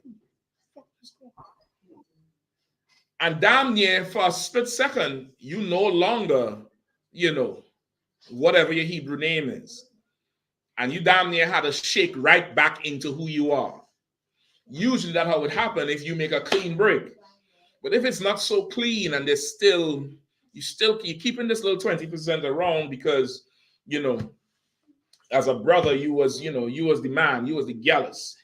You was everybody wanted to be you, and only women wanted to be with you. And now since you come in the truth, it's like, damn, you can't get to, you know, be the man no more.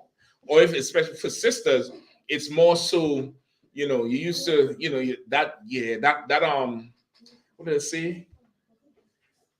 That age where your body turned from being the skinny 18-year-old and then you start to curve out a little more. Around about, what's that, 23, 24? The glow up, that's what y'all call it.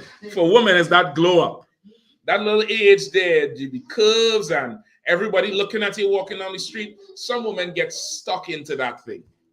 And they could, you know, move on and get married and have kids. And they always do that side profile look in the mirror and try to tuck in and to make what they see match the image in their head of, damn, I used to be. If you start talking about that I used to be, you digging up the old person. Fuck who you used to be, excuse my language. This is what's here. I have this husband, and I have this wife and these kids, and this is this. I'm making this glow up. You get the point? I'm making this look good. I'm making this shine. But if you stuck in the past, even if it's 10% of you, you really don't love who you are now. You hate who you are as much as you love the old person. And that's a very dangerous place to be in because you're going to start to find things wrong with you and then things wrong with the truth. You get the point? Like that more so is just you. It's a demon for sure, but it's you loving who you used to be.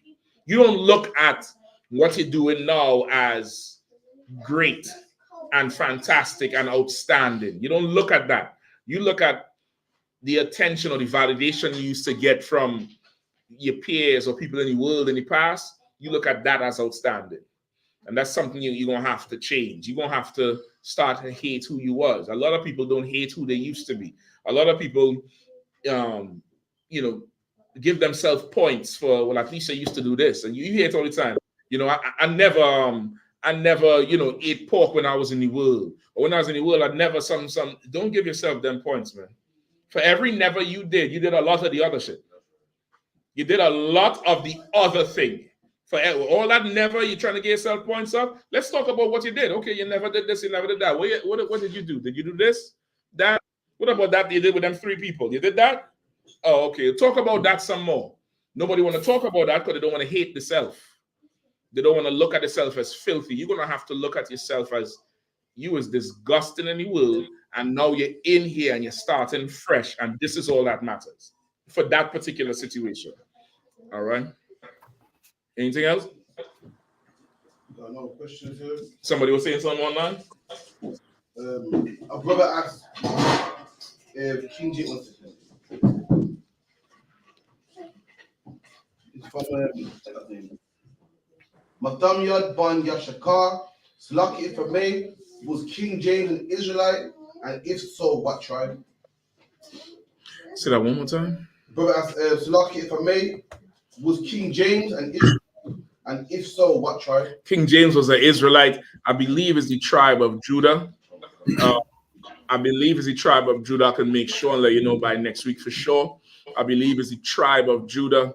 James, of course, you know, is the Latin for Jacob. His name is really, you know, Malak Yaquab or King Jacob. That's what James is. I think he's a descendant of the Black Douglases and the Stuart family, which was a Judite family in England, a known Judite family in England. That he knew who he was. He wasn't a truth, but he knew who he was, right? But I believe he was a Judite. All right. Anything else? One more is can we go or partake in weddings of family and friends? In the truth, we know sex is marriage, but can we also celebrate legal marriages? Okay.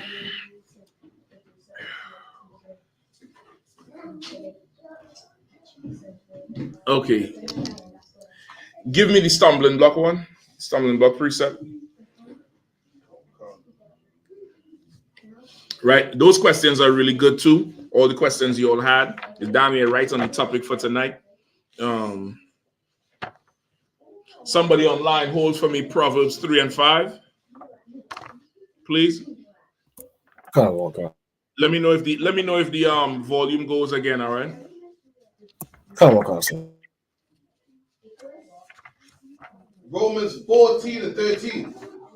Let us therefore judge one another. Let us not therefore judge one another anymore. But judge this rather, that no man. Salaki, hold on. Listen. Hey, yeah, you're not gonna compete with me up here. Hello? Y'all look at me. Y'all take a look at me. Take a look. Raise your head up. Y'all could go ahead and play, but your volume going up and up and up. Please, all right? I would appreciate it. Is that okay? You sure? It's for everybody, you know. I ain't just looking at one person. It's everybody. Yeah, y'all don't like that now. Y'all looking at me like I evil. Don't worry, I love all of y'all, but y'all competing with me a little bit. All right? Kaya looking at me like, who the hell is he talking to? You! That's what. Go ahead. No sweat. They go good. But this is good. This is a good place. They could come and they could have fun and be free. But of course, sometimes if it gets too high, just bring it down a little bit. But let them they be free to run around and do what they do, because they can't do that in Esau school. Right? I'm doing some research on schools up here, and I hear they don't even let them go to the bathroom but for specific times. I mean, I'm in school for so long. Like, come on. You should have went in your break time. I'm like, what the hell is that shit? Like, how rigid are you going to be? Like, that is, to me, that is absolute. Let's say a child, you know, some people have different tolerance. Somebody went in their break time, but they drink some water and 30 minutes later, so they have to sit and hold focus until the next break. And then you're wondering why they can't answer the questions. And they're scared to say, I have to go. They might not go, but there's an attitude about it. It's like, oh. Yeah, but for a kid, that's no. A child is not going to challenge it. An adult will, but a child is going to focus on holding it. And because I'm focusing on holding it, when you ask me to find X, I don't know what the hell you're talking about. When you ask me what in geography this is or whatever, read page 5. What page 5? Because you're making me uncomfortable. It's so ridiculous, brother. So when the kids come in here, let them do what they had to do. But of course, they can't be upside down with it. You know what I mean? Somebody had their hand up? No, sir. I was just going to say, you don't really have to tell your child that if they're saying you can't go toilet, just go toilet and I'll deal with it after. That's it. You damn near tell them, call daddy, call my father, call, you know, so and so, and you make some adjustments. What we really need is a separate school.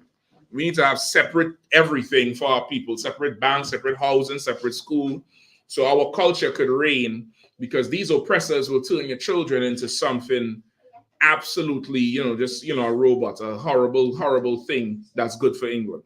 All right, go ahead. Give me where's some Romans 14 and 13. Go ahead. Let us not therefore judge one another anymore, But judge this, brother, that no man put a stumbling block for an occasion to fall in his brother's way. Right? Let no man put a stumbling block in his brother's way.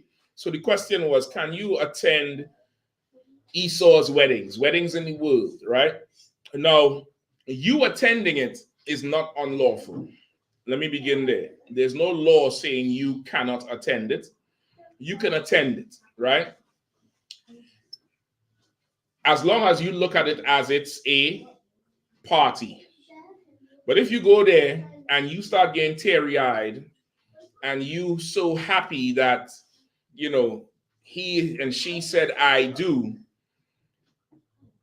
what does that mean? Same topic, same thing whole night in class. Go ahead. That's taking on the spirit that they are. Like, they view this as a sacred union, holy matrimony. If you're getting caught up in it. Stuff, then it's like you're taking up. Not that you're taking on their spirit, because to take on their spirit would mean you always had the truth. It would mean that the old person who's supposed to be dead, who once looked at that like it was something, is back. That old person who once was, who before the truth, that was the pinnacle, getting married. If it moves you like that, then that person is coming back. And you probably shouldn't, right? Of course, with the stumbling block, you being there talking all this Jew talk and this, you know, Black Israelite stuff and sex is marriage, they could look at you like, see, I know that was bullshit. You was talking all along. You really into this. You know what I mean? They could look at it like that, like all this, you know, sex is marriage talk. Look at you here now throwing rice with everybody, doing the dancing and the reception with everybody. They could look at you like that. So you each case is different. You want to wait. You want to weigh it out. Me personally, I try to cut everything off from in the world. Everything off. Mother, father, sister, brother. I would still talk to them on a personal, talk to them personally if they call, but I'll let them know where I stand, and I would ask for the respect of where I stand. So certain things they already know I'm not coming to, and it doesn't mean I hate you. It just means I'm not going to entertain what you into. You get the point? I'm not going to entertain it because I'm not saying this is in this person who's asked the question. I'm not saying this is the exact situation, but what I'm saying is these same people whose wedding you might be going to were the same people who did not honor your wedding, did not honor your marriage. They didn't honor your sexist marriage. If you're a brother, they look at you like, man, you playing house with that girl, man. You're not married. Stop lying. Where's the ring? If your sister is worse, they look at you like, sexist marriage. Oh, yeah. How many times you been married? They start to clown you now. Why would I go to your bullshit that you're going to get divorced in 3 years? That's right. You're going to go down to the courthouse and get divorced in 3 years. Why would I go? No, that doesn't mean you can't go. This might be a close friend. You might could go there and fish. There's some of the brothers in the school, they go to things of their friends. There's a few brothers down there in Texas. Tazadak is one. Malakwath is one. Yatazak. They'll go, they have friends from in the world. They'll go to things of their friends in the most outrageous Israelite garment. I mean, take over the damn thing. Long garment, meat tree chains, gold teeth, whatever. And they in there because they're fishing. Because they know they look better than everybody in there. That's right. And everybody going to be like, well, what are you into? What's that? And you start to spill it and you fishing. So in that case, you're not attending a wedding, you're working, which is a different thing. But if you go in there for cake and to square dance and to, you know, watch them throw the bouquet and wish you could have catch a bouquet, you should sit your ass home. That's right. That's what you should do. Again, you should fight to get rid of the world and stay in the truth. Now, that doesn't mean you still can't go talk to your friends and have a drink, but, you know, that's not what you're about. It's not unlawful if you do decide to go. I'm just letting you know, the levels of it. If these things start to now pull and tug on your heart, you probably shouldn't go. Because now you'll start to look at your marriage as insignificant because your marriage was, a bed sheet and, a comforter and some Gerald Levert or Brian McKnight played in the background or Cartel, whatever your flavor is. But now you're looking at them and their marriage is, weddings and doves being let loose and rice and you can start to look at that like, wow, must be nice. Yeah, that's a demon. You should stay home. That's right. You should stay home or, or just tell yourself these fools going to be divorced in 2 seconds. All right. Anything else? Anyone else? Rob, but yeah, the question said, 1 second. Salaki, since I could get some more ice, you could throw this out, please. And if I could get some more ice to water. And probably a new paper towel. This one down there. Just ice alone. To water. So Salaki, so when did Esau come out of the cave? Oh, I'm gonna have to research that for you. I think it's the Macedonian Empire. I have to research that specifically for you if you want a timeline. I think it's around the time with them after the Maccabees. After the Maccabees, after Judas done won the whole city back. I think it's after with the Hashmon. Don't let me get the line. Go ahead. On the Wales over there, so I've seen in the mountain area, and I started thinking that who possibly living in the mountains? You can't grow shit or anything. It's slant. Windy is the rough goat. The rough goat. That the rough goat in the scriptures, which is the Grecian, they could live there. That's them. You know what I mean, Sister Adriana? Yeah, I'm gonna have to come back to that. All right, Ira, I'm gonna find out for you. I'll come with it next week. All right, I'll do a little bit of research. I'm gonna get you the exact times and what was going on. All right, because they were always around, but there was a time where they were more separate from society, and I think it's with them, with the descendants of the Maccabees, with the whole somebody made alliance with them to fight somebody else, and that gave them a ton of power, right? A ton of power. I think that's what it is. I just had to get it, refresh it. All right, go ahead. Okay, just pertaining to, let's say, children, obviously they know they don't do Christmas, Easter, birthdays, whatnot. But let's say they're watching a show, they might all flock to me and say, so-and-so in the show saying happy birthday, or, it's Halloween, this person, how do we navigate around that? Because I just say, it's just a show, that's what they do, but at the same time, it's a regular show that you watch. Okay, so what? Okay, so when they say, XYZ is saying happy birthday or Halloween, how do they come to you and say it? Are they saying it like they offended, or are they saying it like, look, they're saying it so it's good? No, are they reporting it as in, can you believe this? This is what's going on. You should what's the word? Validate the report. You should what? Who? Show it to me. See, you right. What do you think about that? They're stupid. They're damn stupid. You're right. Shit. You good. That's a good catch. I didn't even know that. You should validate it so they continue to look at it like it's disgusting. Because it's foolish that people celebrate it. Now, if they was coming to you sad and downtrodden, you gotta get rid of the TV. You gotta go extreme. But what's them coming to you reporting it like this is absurd is good. You done did the work with them, so in their mind, what? You get the point? Don't stop them from watching it unless the whole episode is birthdays.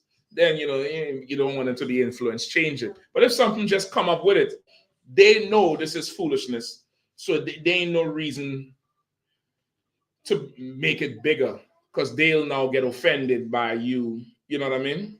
So that's it. That's it. Sounds like it's Tawab already. You ain't got to do too much else. It's a bit more in depth, like a specific situation. So today, I'm seeing my son watches a certain show, and the main character of the show is a boy. Okay. But then they've come reporting to me that on one occasion, he's dressed up as a princess. So I'm saying, what's going on? So I'm just going to Google the show and the princess scene, and obviously I couldn't believe my eyes. because now I'm saying we have to lock off that show now because I can't believe this is what's going on. So I don't know if I'm being an extremist because it's just one episode.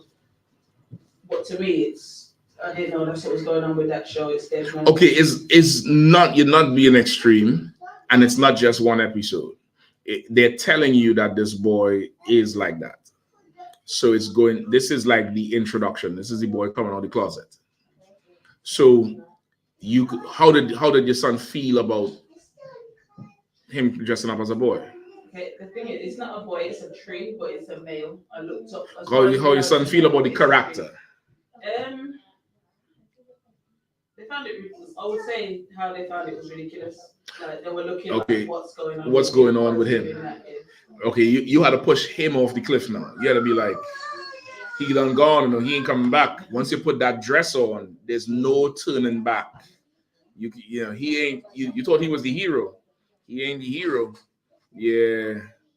So listen, now there's another cartoon you could watch. Let's see. You leave that cross dresser alone. You damn near had to help him push this dude off the cliff now. He reported. Say, yeah, man. What would you ever wear a dress? No. So what do you think about him? Man, I think he done in him. You start to shape how they're thinking and just get rid of that damn cartoon. Now, if you watch this again, fine. But you start to, again, they're young, so you want to train them over time versus making a like a moment in time big deal. They're not going to learn the whole thing right there, but you start using the thing. Oh man, he's weak. He's a man and he put on a dress. He cross-dressing. He said, listen, son, that's what they call a cross-dresser. That's a man who's weak. Yeah, you saw that. I wouldn't look at him no more if I were he ain't no hero no more. How could the hero, do that, man? And you act more disappointed than them, and then you find a replacement. You can't just crush the person who they look. You got to find a replacement now. You got to put them onto something. Listen, this is what I do. I find something wrong with these new cartoons. All them old cartoons we grew up with on YouTube and all. You turn them on to some cartoons, boy, and they find a whole new world. It's hard for them to watch because the graphics different, but you could turn them on to something else. But you could just start to push that fool off the cliff, and that's that. No more, no more wood, tree wood. Yeah, man. The chichi man in a dress. Nah. All right, that was it. No sweat. No sweat. Anything else? What are we looking at? Yeah, 9:05. All right. Any more questions? Yeah, a few quick ones. My brother Salaki, if I may, does the wedding ring have pagan origin?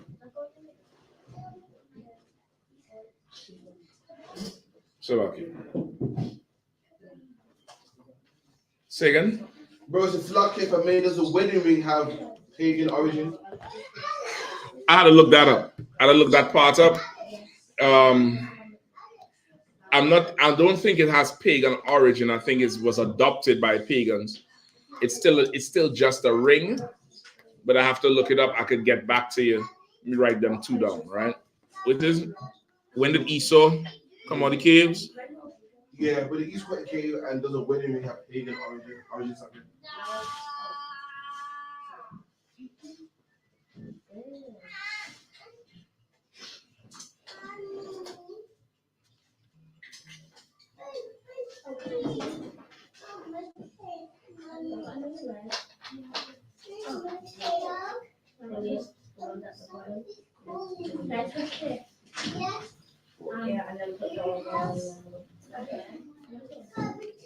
All right.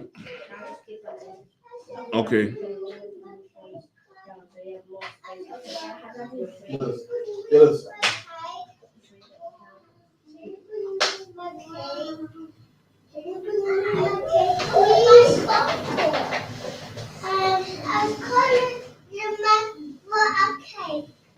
If I could, sir, I have a question. Yeah. Come on, sir. I was recently invited to this event. It's like a walk for somebody who passed, like a memorial walk for somebody who passed, a sister that left behind two children. Now, unlike the description, it's like in memory or something about her quote unquote 42nd birthday. Now, I was intending on going to the walk, but I was curious about, would it be unlawful to even like donate to them or like support the children, because the event like contribute to the event at all because it has anything to do with birthdays, or would it be like more in the spirit of contributing to support the children? I don't know if I'm explaining it too well. They're having a march for some dead person, but the march is on the dead person's birthday. I believe so. Okay, you should not go to that bullshit. Can't. You should not go to that nonsense. Now, if you go, is it unlawful? You not going to celebrate their birthday. You understand? Right. But it's a gathering for the dead. That's not our culture or custom. You get the point? That's not. Is this person like a relative of yours, like a close relative? Nah, sir, not a relative of mine. Yeah, I would Christ said, let the dead bury the dead up. Right? Christ said, let the dead bury the dead.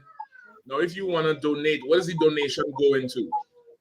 It's like going towards the children, to support the children. Okay, so the dead person's children? Can't say. And how old the children are? I'm not sure. It doesn't say. I mean, so you would be donating to somebody who you don't even know. Do you know these children exist? Well, I don't really know them personally. I was just curious about it. Damn, you gonna part with some hard-earned palms for somebody you don't even know? Right, come on, brother. Let's goddamn. I was trying to meet you halfway, but shit, you ain't even leave the house to meet me. Yeah, I mean, like I probably would just leave that alone, brother. I would leave it alone unless you're going there to fish. If you're going there to work, that's different. But I would leave all that nonsense alone. People in the world are simple. It's really just simple and stupid. And why not just have the march anytime? Why have the march on the person's birthday? Right. Because the birthday party is never for the person whose birthday it is. It's for everybody else. You understand? It's for everybody else to go there and have fun and party and this person is dead now, so we can't have no more of the birthdays. So we're gonna have the birthday regardless.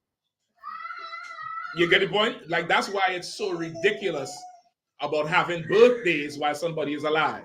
Right? Check him out there. He probably casting out the demon back there. Check him out. So you understand, Robin? While they're alive, they supposedly had the birthday parties. This person is dead now. They still want to have the birthday parties. It's ridiculous. It's absolutely ridiculous. All right. Like I would stay far from it. I wouldn't even go there. I wouldn't sweat it. You know what I mean? Check him out there. Ain't nobody in there with him. Okay, no sweat.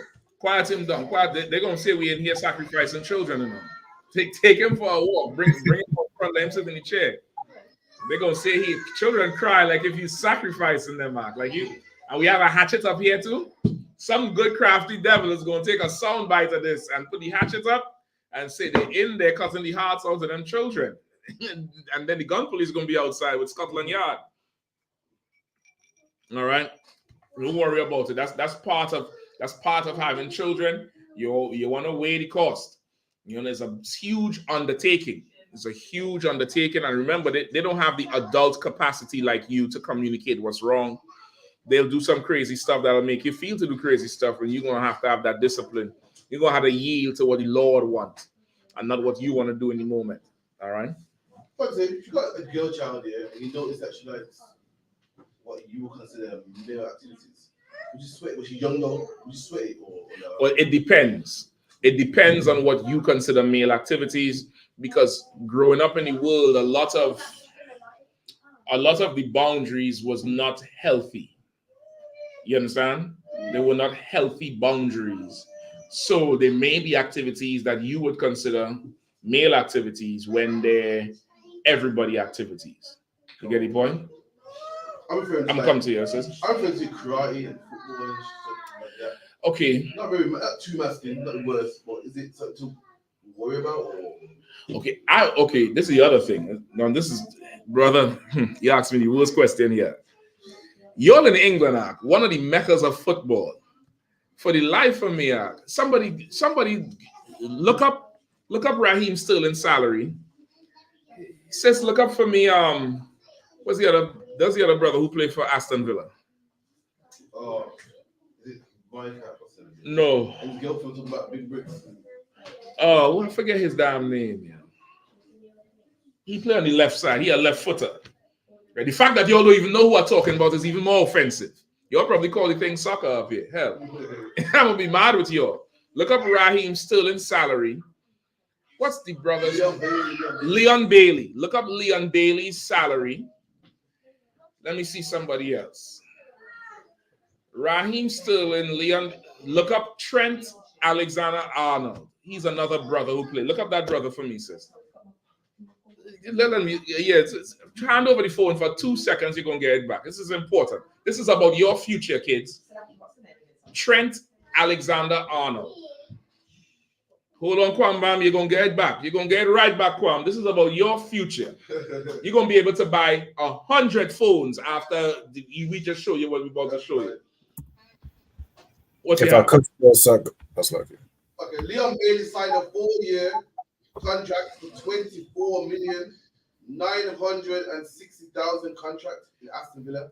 Aston Villa is paying this Israelite, this Negro, this nigger, $24 million over 4 years. That's £6 million a year. Even if HMRC take 50%, that's still $3 million a year. Which degree is paying you that at 22? Give me another salary, sis. Trent Alexander getting 180K per week. Trent Alexander-Arnold. He plays for Liverpool. They say he's one of the best right backs in the world. White people say he's not. They say he's trash because he's black. And he used to have dreads. He just cut them. He used to have dreads. He used to play with the socks down to damn near by his ankles, playing scrappy. But he's good. Liverpool pays him £180,000 a week. Who's the next person I ask for? Raheem Sterling. $325,000 a week. £325,000 a week. Now, this is my question to you. He's the highest paid player in England? Now, I think on the team. Yeah, on that team, he's the highest paid player, and he don't even start. He don't even start. He's so good. He just saying non collecting money. £325,000 a week. Now, this is my question to you, Kat. Is that man money or woman's money? It's money. Let her go kick that ball, man. Let her go kick that ball. Let her go kick that karate. Let her do whatever it is. What you don't want is, what you want to do is, you want to teach her how to be a girl. The activities don't make her. It's the nurturing. Now, there's certain things you probably want to cut back on, and I get that part. But she's seeing you, a man, and she's seeing her mother, a woman, and she's seeing what a woman's supposed to look like, how a man's supposed to do, and she's getting that. I wouldn't sweat it too much. Now, if she starts doing masculine shit, wearing Nike Tech all the time and trainers and, you know, a do-rag and, you know what I mean? If she start doing that shit, then we probably she had to go on to cook or something. You get the point? But for £325,000 a week, now that's the man's salary. How much the woman get? Look up, what's the girl's name? Something Reese. James. What's her name? Lauren James. Lauren James, her brother, I forget his name, something James too. He plays for England national team and Chelsea. His little sister, James. Reese James, I think is his name. She's Lauren James. She plays for Chelsea. How much money she get? And she's England's best player on the women's team. She's the best player on the women's team. How much money she getting? Lauren James annually, Lauren James is believed to earn around $350,000 a year, $350,000 a year. Yeah, I know y'all think she should be getting the same amount, right? What they're getting a week? Yeah, but she's not generating what they generate. Okay, so yeah, you have to know your place in that situation. However, which job you could go and get your GCSEs and your A levels and go uni? Which job? And how old is she?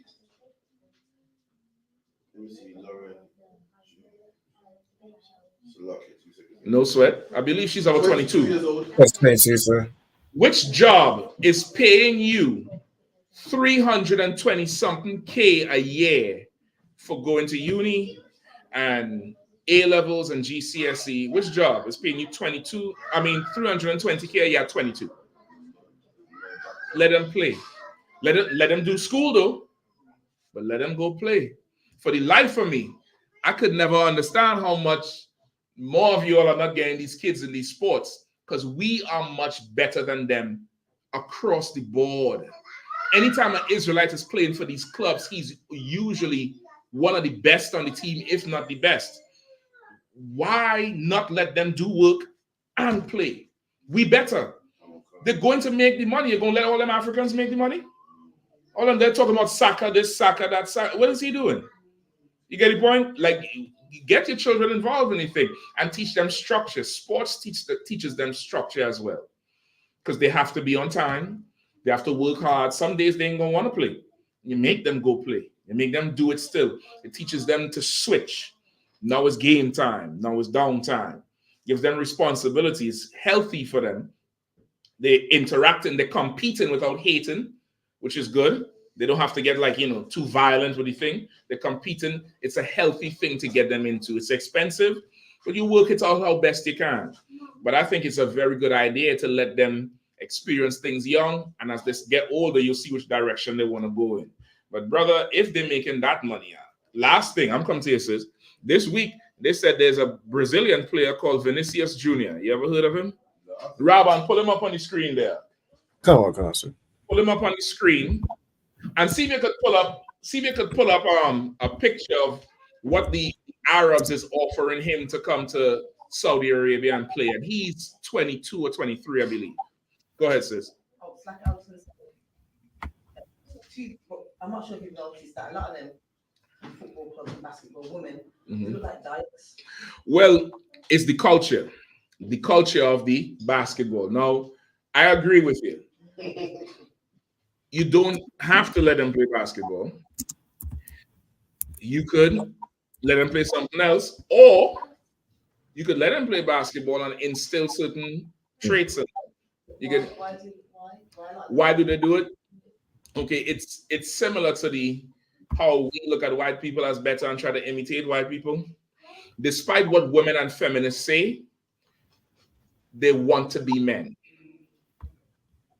Despite what they say about woman power and create space for women, the minute they have a space for women, they all grab their crotch as if something is there. They all do the chest bump. They act like men. They make a 3-point or finally dunk. Like they're men. When they could be a woman. There's many women playing basketball that are women. They have husbands and kids and stuff. So it's that part. Added to the part, a lot of the molestation growing up young, sports was the outlet for it, but it's still sexualized, so it's going there. And in that WNBA, a lot of them predatorize straight women. They bully them in the locker rooms into lesbianism. You get the point? The back what you say, when they make the wall in football, the woman be holding their crutch like to the door, they hurt them and shit. I would think they would do this. That's what I think. I think it'd make more sense to do this thing here. You know what I mean? Robin, you have what I want? Come on, sir. So I've got Vinny Jr. right here. And then with regards to the Saudi interest shapes Madrid. So they're proposing to him a 5-year contract worth over 1 billion euros. The Saudi Arabians are trying to pay Real Madrid $1 billion for this Brazilian. Right? Mm-hmm. And this turns out to be $325 million a year for 5 years. He's 22. He's 22. There's man activities, woman activities. I think there's money to be made. That's what I think. You get the point? Since you had your hand up, or you good to go? So you've got a girl who's really good at sports, excelling, the best at it, but I want to do some shit like the knee slides and all that stuff. And the knee slides. You know when footballers score and they slide on their knees? It's very masculine, but then at the same time, they're happy to wear a skirt and they're happy to do all the girly stuff, but you're looking thinking. The knee slide is, I wouldn't say the knee slide is masculine. I would say taking off the shirt and swinging it around is masculine, right? Which there was a famous female football player who used to play for the American women's team. When America first won, when the women's team first won the World Cup. Look up that for me, Raban. I forgot her name. It's a big white broad. She scored the final penalty for them to win. And she ran to the side, got down on her knees, took her shirt off and waved it around like a man would. And she had on the bra top, and people was like, hold on, what is you doing? And that sparked the whole conversation about equality with men. She should not have taken her shirt off. She's a woman and she needs to know that part. The knee slide, it's like it's a celebration. Kids do it on the playground. They just, slide. You concerned about her bruising up her knees? No, but just, me as a young girl, I used to climb wall, climbing frame, but I went sliding on my knees. Well, because you're concerned about you bruising up your knees.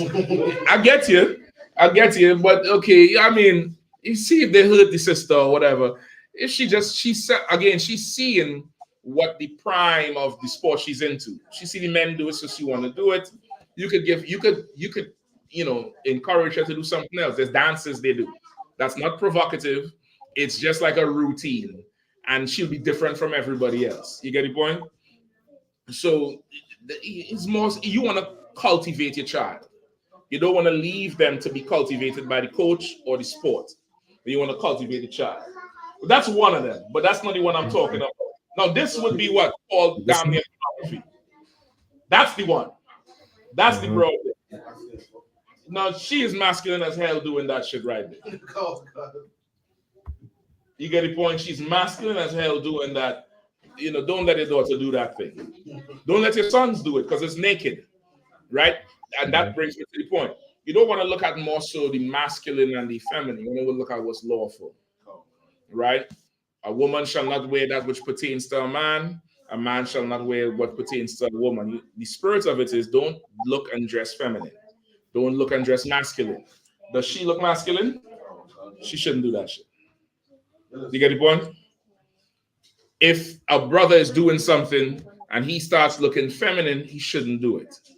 You get the point? They want to look at that part. And as you observe them as they grow, you start to see if, okay, I have to cut this back or, let this happen. But you want to talk to them. You want to let her know, in your case, a girl, you want to let her know certain things you should not do.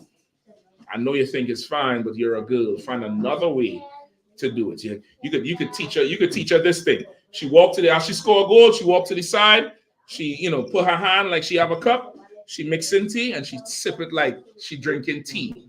Like she's a lady. She do a little curtsy and she sip tea because she's a lady, but she scores. You could get creative with the thing. I would, because niggas is making £300,000 a year. What's the average salary, man or woman, in the UK? Average salary 40, 35.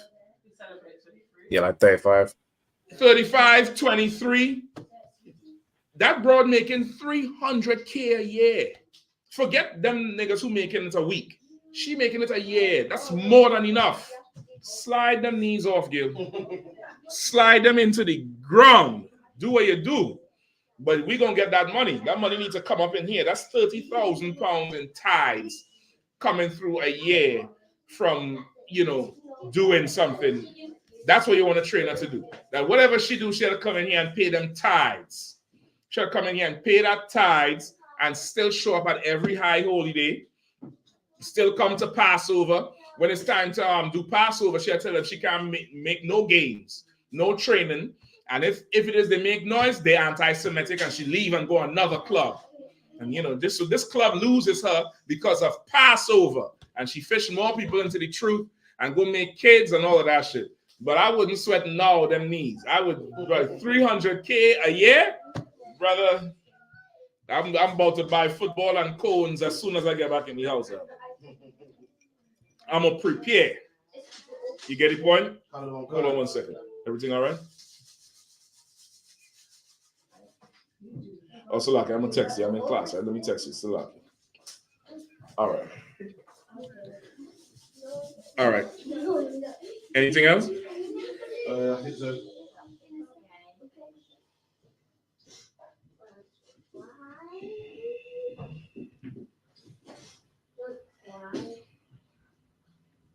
All right, give me Proverbs 3. You know what, Salaki? Let me play this video for you. I think we'll go into the video. 10 minutes and we done. All right. Where to send it?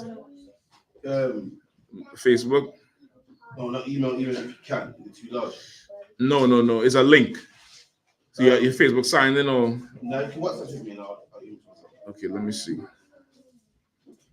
All right, so this is a link. Apparently, I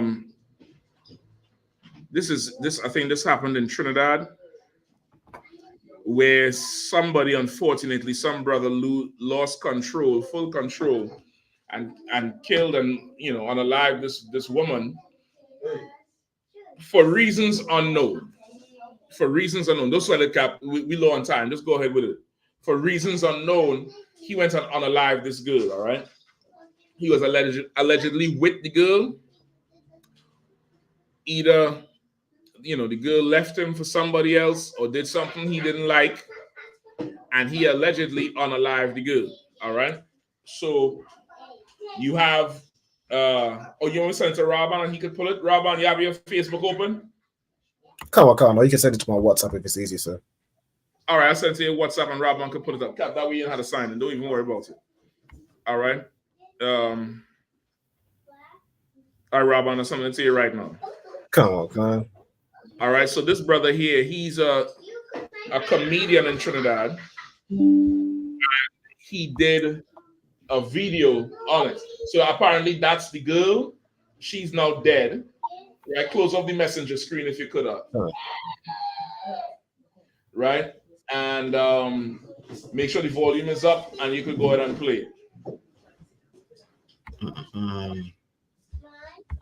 That's such a young man again. We dealing with relationships. When you're with somebody, you don't. Right. So he's a local comedian. He make, comedic content, act the fool, interview people, tell jokes, whatever. But I guess he saw what happened. And sometimes this happens in Trinidad and the West Indies a whole lot, where a lot of these sisters get killed over in domestic issues. Right. Added to that, I think sometime this week, there was a robbery that went wrong and 6 people got killed, including a 15-year-old girl. So I guess the country is kind of in mourning over it. And then to hear this thing that happened, a lot of people have reactions to it because they're saying, poor girl, poor this, poor that. And because they don't understand the laws of the Lord and they're leaning onto the understanding of the world, a lot of people have the reservations of what he's about to say. All right, so go ahead and play. Own that person. That's not your property. You understand? Some more ladies even go as far like when only done with somebody or they still feel. It's like I say again, sir.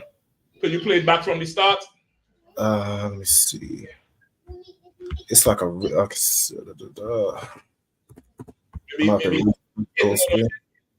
maybe hit the next button right next to it right there and go back. That's such a young man again. We dealing with relationships. When you're with somebody, you don't own that person. That's not your property. You understand? Some more ladies even go as far like when only done with somebody or they still feel that only own that person. They can't talk to nobody. They can't get to know nobody. They can't. Hello. When you're with somebody, it's your turn. You understand? And when your turn done, know that you have to move on. Some more mentally weak. You understand? When you're with somebody, no matter how nice it is, whatever, you have to prepare yourself by someday that this thing will end.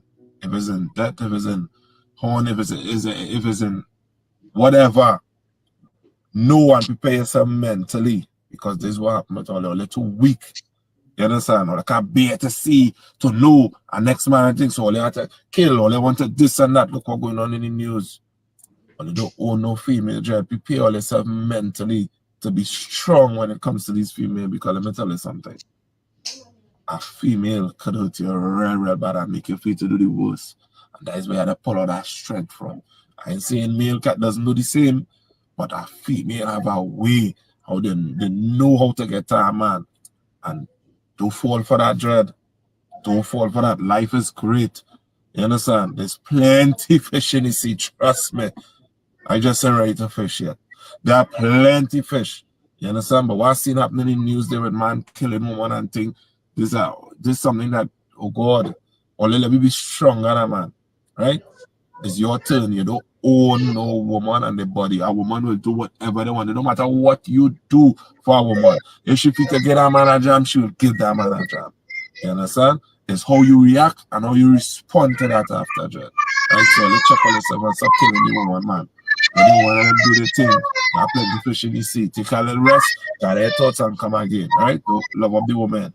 And to the young people, I see about 6 people get killed. Young, listen, company, some are 15-year-old. I don't know the full circumstances, but watch your company.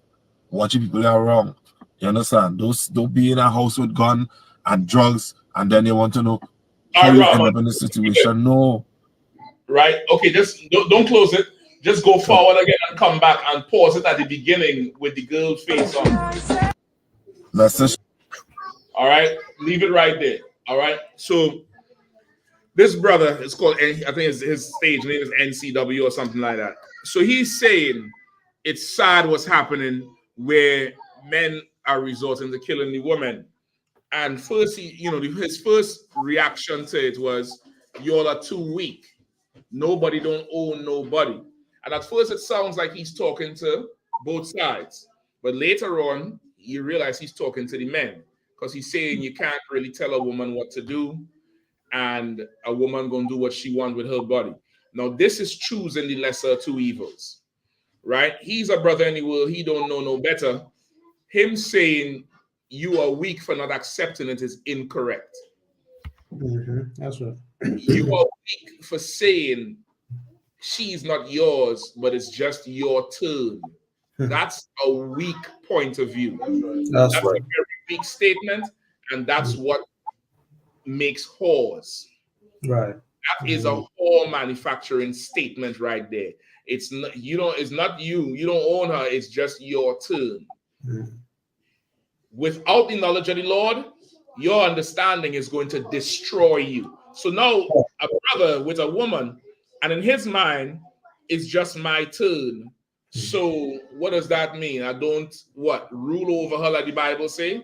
I don't tell her what to do because I want my turn to be forever. It's like how kids are on a game where my turn and they want to prolong the turn.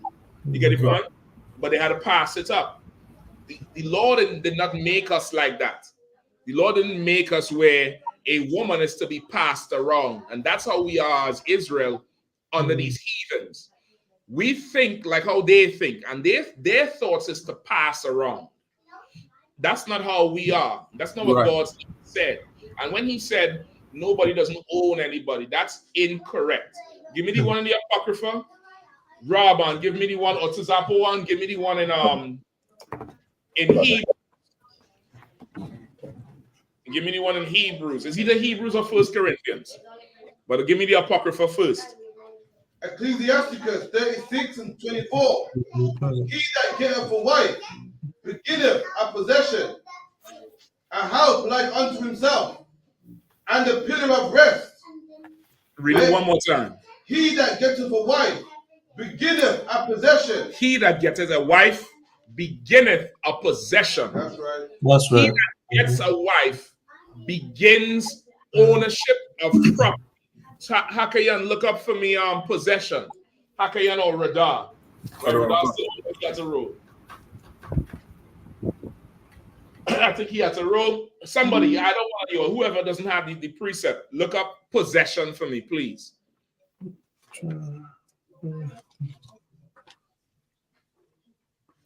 All right, read the scripture one more time. Man. God, Ecclesiasticus 36:24. He that getteth a wife beginneth a possession. He that gets a wife begins a possession. So what the brother is saying is absolutely anti-Christ. It's against the Bible. That's right. You take a woman, you have sex with a woman, you begin a possession. That's right. Also, to somebody whoever don't have the other precept, give me Exodus 22:16. All right. So like you said, you want possession, sir? Give me the definition of possession. Possession, the state of having, owning, or controlling something. Ownership. Read it one more time.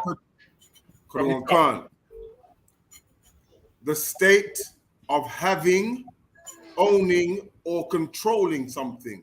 The state of having, owning, or controlling something.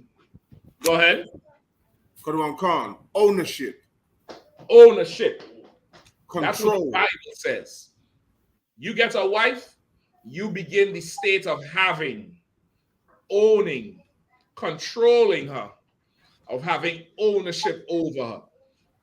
Marriage is transactional, in case you didn't know.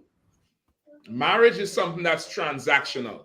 It involves two men negotiating the future ownership of one of those men's property, which is his daughter. His daughter belongs to him. His daughter is his possession. You go to that man and you negotiate with him to now relieve him of his possession at a price. You all agree on the price, and then you pay the price. It's transactional. You get the point? It's absolutely transactional. Just like you would buy a car or buy a house, you now own it. He passes this daughter to you for you to take care of and for you to manage like he would manage and love like he would love. So to say it's not yours, it's just your turn, that's anti-Christ and not biblical. Right. And it's part of the problem. The real issue here with whoredom and adultery is we are not creating a society that holds women to a higher standard. Men, we need to do better. There's whores and there's strippers because men like whores and strippers. If men stop going to the strip club and stop tossing money, there would be no money to make. Women would go do what makes money. You get the point? If we stop doing it, they'll stop. We raise the standard, they will raise the standard.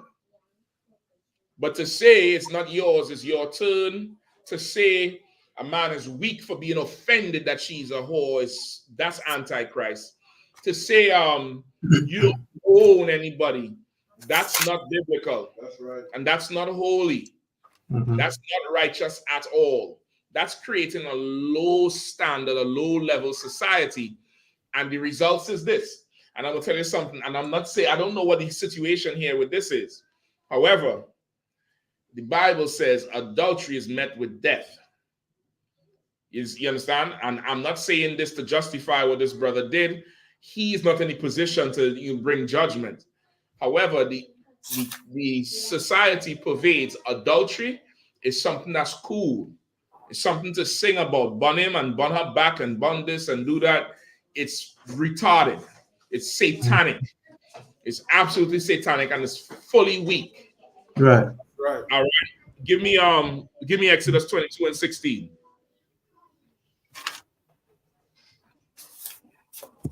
Come on, the book of Exodus, chapter 22, and verse 16. Mm-hmm. And if a man entice a maid that is not betrothed and lie with her, he shall surely endow her to be his wife. If a man entice a maid and lie with her, he shall surely endow her to be his wife. A man gets a maid, a young girl of marriageable age, and he entices her and he has sex with her. He has to now go pay a dowry. He has to endow her to be his wife. He had to go to her father and let the father know he done had sex with his daughter and he stole his property and now he wants to pay for it. That's what he's mean, endow her to be his wife. He had to go and make it right with the father because now this woman is now his. It's not his turn, it's his. That's right. But the world's understanding, it's going to make you frustrated. And that's what happened in here. It's going to make you frustrated. And here and in every other situation like this, it's her not yielding, her not wanting to be owned. They both don't understand marriage, shouldn't be having sex any damn way. Because everybody should come into the Israelite school at UPK and learn how this thing is done. Understand it before you get into it, because the end of it is that nonsense. If she's owned and then she could do whatever she wants, then he could do whatever he wants. Right? If it's her body and she could do whatever he wants, then it's his body. He could do whatever he wants. And if he feels to take his body and end the life of somebody else, she's free to go do whatever. Why is he not free? The rules can't apply just on one side. It doesn't work like that. It absolutely doesn't work like that. What's the other one I wanted? Is it 1 Corinthians or Romans? I think Romans 7:2. For the woman which have an husband is bound by the law to a husband, so long as he liveth. That can work. A woman who has a husband is bound by law to that husband as long as he lives. Because that's a head, that's a new father. There's another one, first, I think it's Corinthians. Hold on. Is it Corinthians 11 and 8? For the man is not of the woman? No. Not that one. No. It's Corinthians 7:39. The wife is bound by the law as long as her husband liveth. But if her husband be dead, she is at liberty. Not that one. That's good too. Give me that. This is 1 Corinthians 7:39. The wife is bound by the law as long as her husband liveth. But if her husband be dead, she is at liberty to be married to whom she will, only in the Lord. Right? If a woman has a husband, she can't leave that brother and go to somebody else. Hold on. I'm going to tell you what I want. 1 Corinthians 7 and 4. Right? Those are good. But of course, you start pulling those to teach, you're going to run into what? A sister talking about it's one-sided. This thing is one-sided, right? Go ahead. 1 Corinthians chapter 7, verse 4. The wife has not power of her own body, but the husband, and likewise also the husband has not power of his own body, but the wife. Read it one more time. The wife has not power of her own body, but the husband.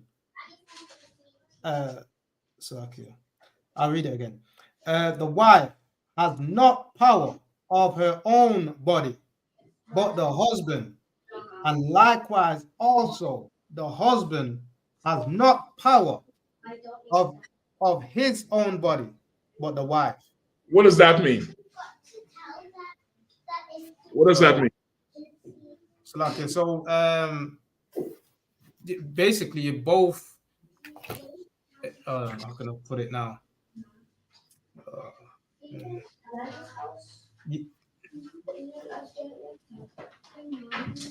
God, I don't know how to put it in words. I don't know how to. Let me pass to somebody else for time, all right? Cap? The man said that you can't control nobody, it ain't yours.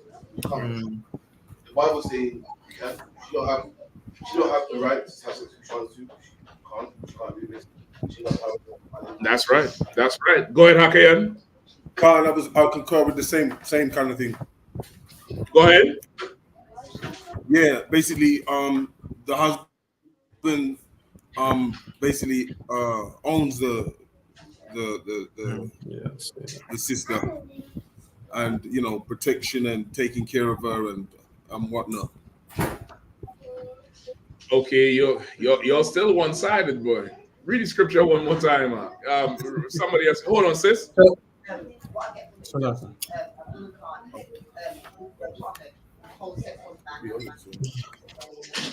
Because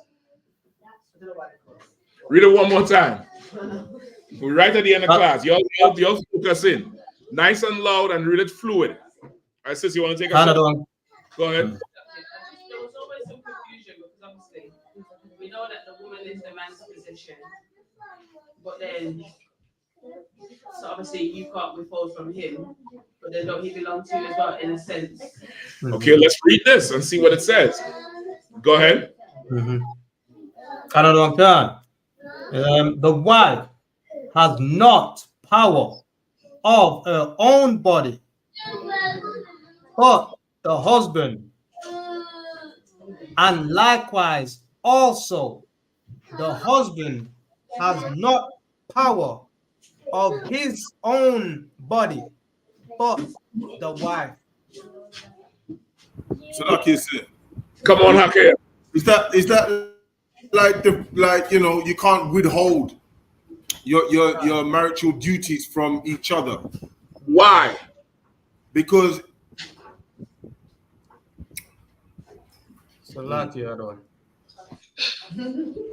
Again, some people in trouble tonight. Go ahead, Tisapwan. Like yeah, it's just like I was saying. So that you belong to each other. Your body belongs to the wife, and the wife's body belongs to yours as well. It belongs to you as well. That Tisapwan, get to water. Tisapwan, I started to get scared. I started to worry for a second about what's going on. Go ahead, sis. That now you've got like obviously when a man take a woman, he gains a possession, etc. But then with this, the wording is that it would make it seem to some that it's vice versa then. No, because this is particularly talking about sex. Specifically. This one here, because read the next verse. Canada on verse 5. Defraud ye not one another, except it be with consent for a time. You understand? You can't withhold one another just because you don't feel. You get the point? Now, of course, even that's context, because you could be sick. That's context. What they're talking about here is what typically happens. What typically happens is somebody mad with somebody, and tonight the bed cold. That can't happen. You get the point? In Ecclesiasticus, it tells you the woman does belong to the man. Once she opens her legs to you, that's her telling you she's yours. She can't open her legs to you and then I'm not yours, it's just your turn. Then she's a whore. You get the point? At that point. And you've married a whore. So now you really got to look at who you're choosing. What he's saying here is is not yours, it's your turn. That's creating a society of whoredom. That's creating a society of, man, you had that, man, I have 5 brethren whose turn it was. And now she can never have nobody because everybody done had it. Right. And y'all done had each other in the spirit because y'all all went behind everything. Y'all done had each other. It's foolishness. It's nonsense. And somebody gonna die over it like what happened here. Somebody gonna die. And the whole country in uproar. I don't know if this is a sister or a heathen or what. The guy looked like he's a brother, but I can't really tell what that is. But I know why the country is in uproar. Because her image is what would be what? Physically attractive according to the world standard. You see the blonde hair and the makeup and stuff like that. There's other women who get killed. Ain't nobody talking about it. Right. But even the outcry is a lost outcry. Like I read the comments, people talking about such a pretty girl. Why you had to do that? So if she wasn't pretty, would it be okay? Right. But it's the whole thing. It's she could do what she wants with her body. You get the point? That's not biblical at all, and that's not the understanding of the Lord. When it comes to sex, your body belongs to each other. She can't go take it to somebody else. You can't withhold it from her. But at the end of the day, she belongs to you because marriage is transactional. This brother paid a price for you. You are property. You're his possession. Go ahead. So even if you're in big arguments, and you feel like sticking it on my husband tonight. You feel like what? I feel like putting it on my husband tonight. He's gonna reciprocate. Hold on. You lose my big argument. You all have big arguments. We've had all right, might not be something. We've had a disagreement and the tension is there. But I feel like troubling my husband tonight. Okay, now you have to look at that. Because if there's something wrong, but you say you feel like troubling him, meaning, are you feel like making it right, or you feel like messing with him? Okay, well, you're not wrong. However, he could be disgusted with you. So then what do you do then? So some wisdom to be used. It's always wisdom to be used in everything. There's always wisdom to be used. Go ahead. If you're upset, that person can't touch you, to be honest. Well, it depends. Sometimes that's the best time. It depends. It depends on the wisdom. It depends on just the wisdom of it. But what I'm saying is, if there's an argument, y'all should be at a point where you could work this thing out, right? Even if you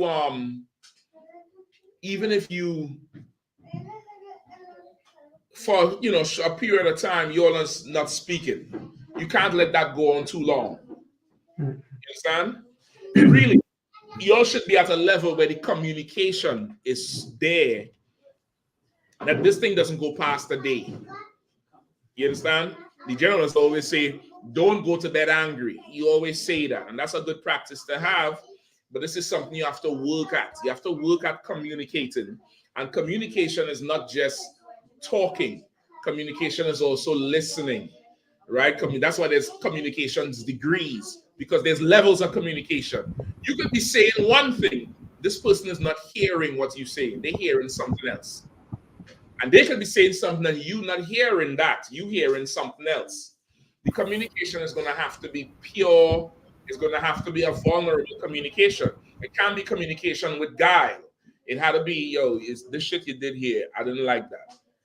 I'm talking from a man perspective, I told you do X, Y, Z, this, that. I told you about this and you did this. Well, I thought, and now you're going to have to reel her in with this felt thought bullshit. I told you this. From a woman perspective, it has to be Salakia, Adawan, so whatever you call him, baby, whatever it is.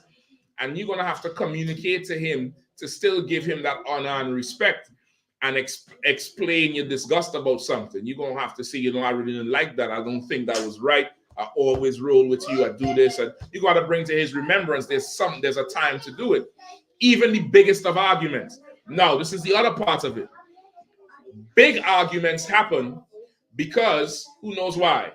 Why does big arguments happen? Because because the woman is trying to overpower the man by trying to dominate the conversation, and the man is now raising up against her because she's now becoming masculine towards this brother. And now this brother is going into war mode because someone's raising up in front of him who's supposed to be feminine, who is now acting masculine. That's one circumstance. All right. Anybody else? Go another one, Khan. Select the other one. So another circumstance is like, for instance, you didn't sort out the little issues from beforehand before they got bigger. The little issues pile up like laundry. Okay. Right? The laundry bin, it looked good with 2 drawers in it. But by the end of the week, when that towel hanging out, that's a big load. You get the point? That's true. Anything else, sis? Go ahead. I would have said similar to what said about the woman didn't want to yield in the argument, so it's grown. So all y'all just blaming sisters for the big arguments then. The big arguments is never a brother's fault. Never. Right? It's never a brother's fault. It's always some broad who don't want to yield. Go ahead, sis. You can yield, but if you think the man's wrong, you can still say it's not what you say, it's how you say it. It's how you say it. That's right. Okay, that's one way. Everybody described different ways. It could also happen when the brother does not step into the role of being the man. That's right. And he is not checking her. Right. And because he's not checking her, because he's not, stepping into the authority. Sometimes most brothers are not raised to be authoritative. Most brothers are raised to be able to get along. You get the point? To have authority, you can't really care about what people think about it too much. It can't play a factor into your decisions, or else your decisions were based on who like it. You get the point? So it could be the brother is not stepping in, and because he's not stepping in, she's losing respect for him, and that makes her flare up like a fire. You get the point? So all these things could happen. To prevent big arguments, like what Officer Tizapwan said, you want to deal with these small matters when they come up. Even if you can't deal with it immediately, you could schedule it. You could say, okay, hold on, we ain't going to talk about this now, and this would come from the man. We ain't going to talk about this now. Sunday evening, we're going to talk about this. Just leave this alone for now. Don't even think about it. We'll come back to this Sunday. And that's that. He's in charge. You roll with that part. It helps the situation. Now, he still had to use wisdom where this thing, I have to deal with this now. Because it was whatever it was just a certain part. Something happened, and I just have to deal with this now. Right? Sis, you had your hand up? Okay, I don't want to drink it, but we're getting somewhere. Right. Damn. So, I'm getting close to 10. Hell. No sweat, go ahead. Right, so you know, like with counsel, let's say, you go to the person, they either agree or disagree, it might get to counsel, etc. But when it's a man and woman, is it the same thing? Like, say you go to your husband and say, oh, I think you did this, and then he doesn't agree, or doesn't say, you know what, you're right there, blah, blah, blah. Is it to counsel, or can you and your husband hash it out, whereas you couldn't do that with another brother or sister? You have to follow the steps, if that makes sense. Okay, essentially, you should just follow the steps. But again, okay, the counsel is thy brother or sister offend thee. Take it to them and them alone. If they say Salakia, something, then it goes to counsel. That's the steps. So now, if this is a difference of opinion, that's not an offense. That's a difference of opinion. Now, you taking a flight to Passover, right? Who's in charge on the flight?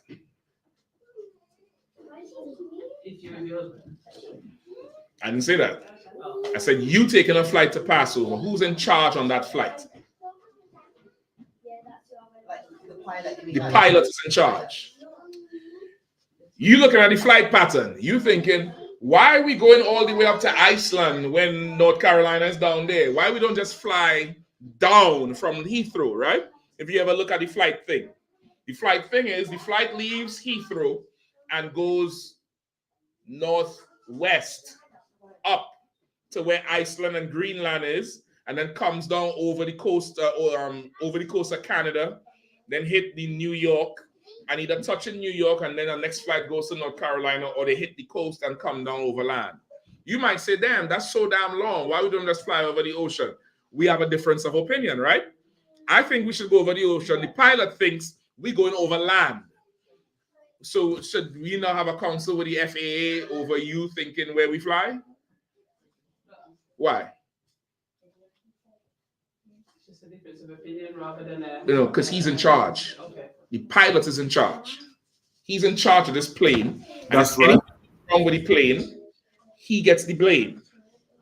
Now, if he says, you know what, you are right, that's shorter, I'm going to fly over the ocean, and there's engine failure, and there's no airport to land, and we have to land in the water, could he say, hey, listen, I landed in the water because the person in G34C said it was shorter, and it was shorter, so it's not really my fault, I listened. No, that's not going to happen. Right. In marriage, a difference of opinion. Now, this is again with wisdom and in context. A difference of opinion is not a reason for a big argument because there is somebody in charge. There is somebody at the helm. And being at the helm means somebody has the last say. Somebody has the final say, and we doing this. That's different from you offended me. You offended me is you offended me. If you go to them and them alone, they don't say Salakia, I think we need to have a council. they do say Salakia, you have to forgive them. It can't continue. You gotta let that shit go now. Never bring that shit up again. It's done. The difference of opinion is like, you entitled to your opinion, but you better do what the hell I say to do. And that's that. And you don't have to like it, but you have to do it. You have to do it. That's right. You understand what I'm saying? You have to do it. You don't have to like what he's telling you, but you have to do it. No, this is what the thing is. The Bible says a woman will have, her desire will be to her husband. You start training yourself to honor your husband and obey him over time, you just gonna like whatever the hell he like, because you like seeing him happy. You ain't gonna have too much of extra shit. In fact, you bringing him, instead of difference of opinions, you bringing him 5 new ways that he could be happy. He likes scotch, you get this scotch, bourbon scotch, blue scotch, black scotch, purple scotch, orange scotch. There's plenty of other scotch, and they can mix them all together scotch. You finding ways to make him more happy because that brings you joy. Versus a difference of opinion. I don't think you should drink scotch, you should drink rum. You get the point? Over time that happens. But if it's an argument over a difference of opinion, really, this is a power issue. And if it's a power issue, it doesn't matter what his opinion is or yours. What matters is he says he wants to do this and you don't think so. Now, of course, again, in context, if he says, listen, man, I had a dream, 21, give me all the money, I'm going to bet on 21, we're going to be rich tomorrow. You should do your feminine best to not give him all the money. You get the point? You understand what I'm saying? This is within context. Part of yielding as a woman is within context. If he comes and tell you, man, listen, you are baddie. I see how these brothers look at you. Let's start to take some racy pics. Let's put you on the internet. Let's make you an OnlyFans. Go on there and do it. You listen, Israelite woman could be sexy. Go on there and, put the fringe over the cleavage. That's, that opinion is not right and it's unlawful. You get what I'm saying? Go ahead, sis. No, I'm just saying, don't listen about sorry, to bet on the horses or something. Like, if he said it though, what if he's not listening? Okay, he's asking for all the money? Yeah. Okay, if he's not listening, you should say, babe, with all due respect, I think we need some counsel over this because, if we lose all the money, now what? What happens if we lose all the money? Right? You could talk to him, explain to him, you should resist. And in some cases, like how I was suggesting, you may have to call somebody else. You understand? It's again in context and wisdom. His opinions can't put your life in danger. His preferences can't jeopardize the well-being of the house. You get the point? In a situation like that, a gambling thing, you could gamble a budget. What could you all afford to lose? $50, $40? Fine. But he come and say, give me the whole check. Nah, we can't do that. I'm gonna make a call if I had to do that. And brothers, you don't ever want to be so carnal and so hard-headed where what you think to do is a detriment, but you so think the Lord is with you in this thing that now she has to be the man and stop you. When you the governor, you supposed to be the one to govern her. She has to govern you now. You never, ever want that to happen. Because it takes a very special woman to still respect you after that. And there are plenty special women in the UPK, but you surely don't want Satan to come to her and be like, look at who you yielding to. You gonna listen to him? Look, he almost bet the whole damn thing. He bet the whole house. You don't want that. You don't want that. Now, this is it. Damn, I really want to get into this topic tonight. Salakia. Bear with me. One more scripture. Give me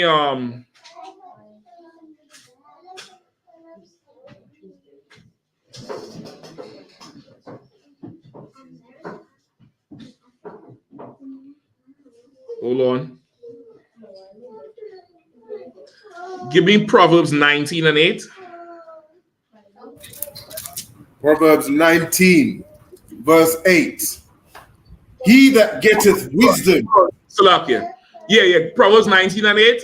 And give me Proverbs 15 and 32, somebody else. Last two and we done. Go ahead. Proverbs 19, verse 8. He that getteth wisdom loveth his own soul. Read it again. Read it again. He that getteth wisdom loveth his own soul. He that keepeth understanding shall find good. He that getteth wisdom loveth his own soul. What does that mean? Salakia, sir. Go ahead. A man that seeks wisdom in all situations is a wise man. He loves his own soul. He don't want to, be on the wrong side of the Most High. You know what I mean? He goes to the captain, the men above him, to ask their advice. Salakia, sir, could you give me the right advice in this situation, or this situation, or that situation? That man loves his own soul. Exactly. You understand? And understand, and he that keepeth understanding shall find good. Like part of this is a brother. You're gonna have to be able to seek counsel for certain situations. It's good to seek counsel. It's good to call and, hey, I have this going on. My rib said there's something. We have this going on, blah, blah, blah, blah, blah. How you should handle this, how you should handle that. I did it all the time as a young man. I would call about everything. I don't care how personal, because I come in truth and I know these men saved my life. You get the point? You want to get wisdom. You want to get it, which means you got to go to somebody who has it. Brothers, I would advise you, especially brothers with ribs, get wisdom. Get it so you can rule her. Get it so you can rule her. And you don't have to go back and say, hey, I get counsel and so said this. You ain't got to say a damn thing. Just go and tell her what the hell to do.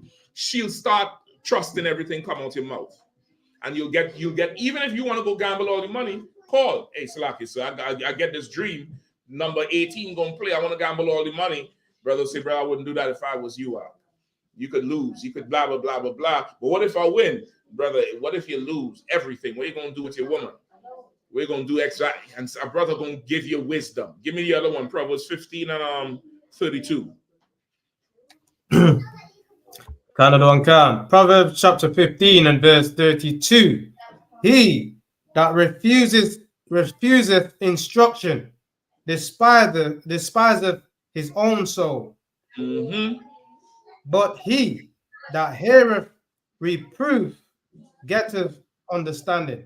You understand? In both cases, it's about going and getting instructions, getting counsel, getting understanding, and then taking that back. Now you're armed up. Now you could really fight something. Now you could really battle something because you done went and get some counsel. What stops most people, both men and women, from getting that type of counsel and getting that type of instruction in this particular context, I'm talking about the brothers, is usually pride. Sometimes brothers get in their mind, it's, I have too much shame to go and say this is what's going on and I need help with that. It's better you do that part than the shit explode and now it's bare open for all to see. It's better to do that part. It's better to go and get some counsel. It's better to go and, figure this thing out. Now, again, this is if you can't figure it out. This is if you, and even if you could bounce the idea off. Hey, I want to do this. I want to do that. What do you think? What do you think about this? What do you think about that? I think this is, what I mean? It's just good to do it. And you're going to get trained up. And eventually you start to develop the thought pattern, the train of thought into how, how to make those decisions. And then eventually you're going to have to call less and less because problems in life just repeat themselves. It's the same thing over and over. You'll be more equipped, more trained to handle it. But really, you want to go get wisdom. You want to go get understanding. Because the understanding you gain from the world, the understanding you have from before, that's what makes your life hell and frustrating and make you down kill the brother. Like the picture was just up there. All right. With that, I pass the class over to Priest and Captain Karathi.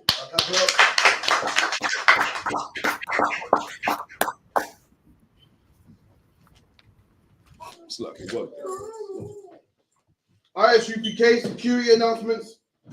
With the I.S.U.P.K started out of 1 West 125th Street, Harlem, New York, under commanding General YAHANNA. Rule for a new brother and sister. When a new brother or sister comes into the school, they are off limits for 6 months. They are to be saluted only. They are here to shed themselves with the world. If they need transportation, the teacher will arrange it.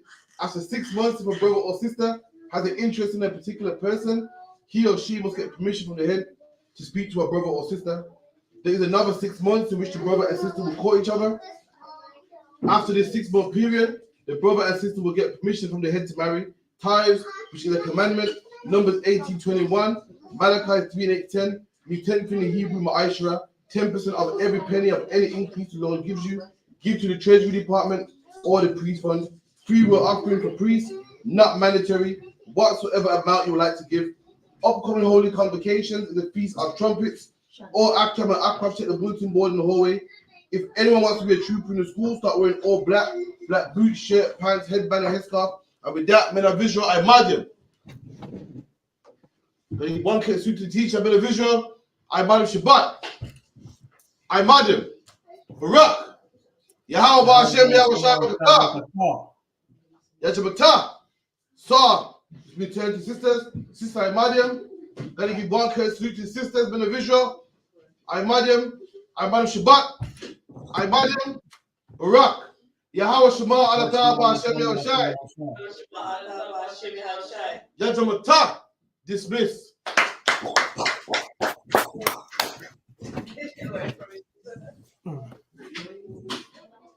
Shalom, I will see you in Manchester. God, shalom.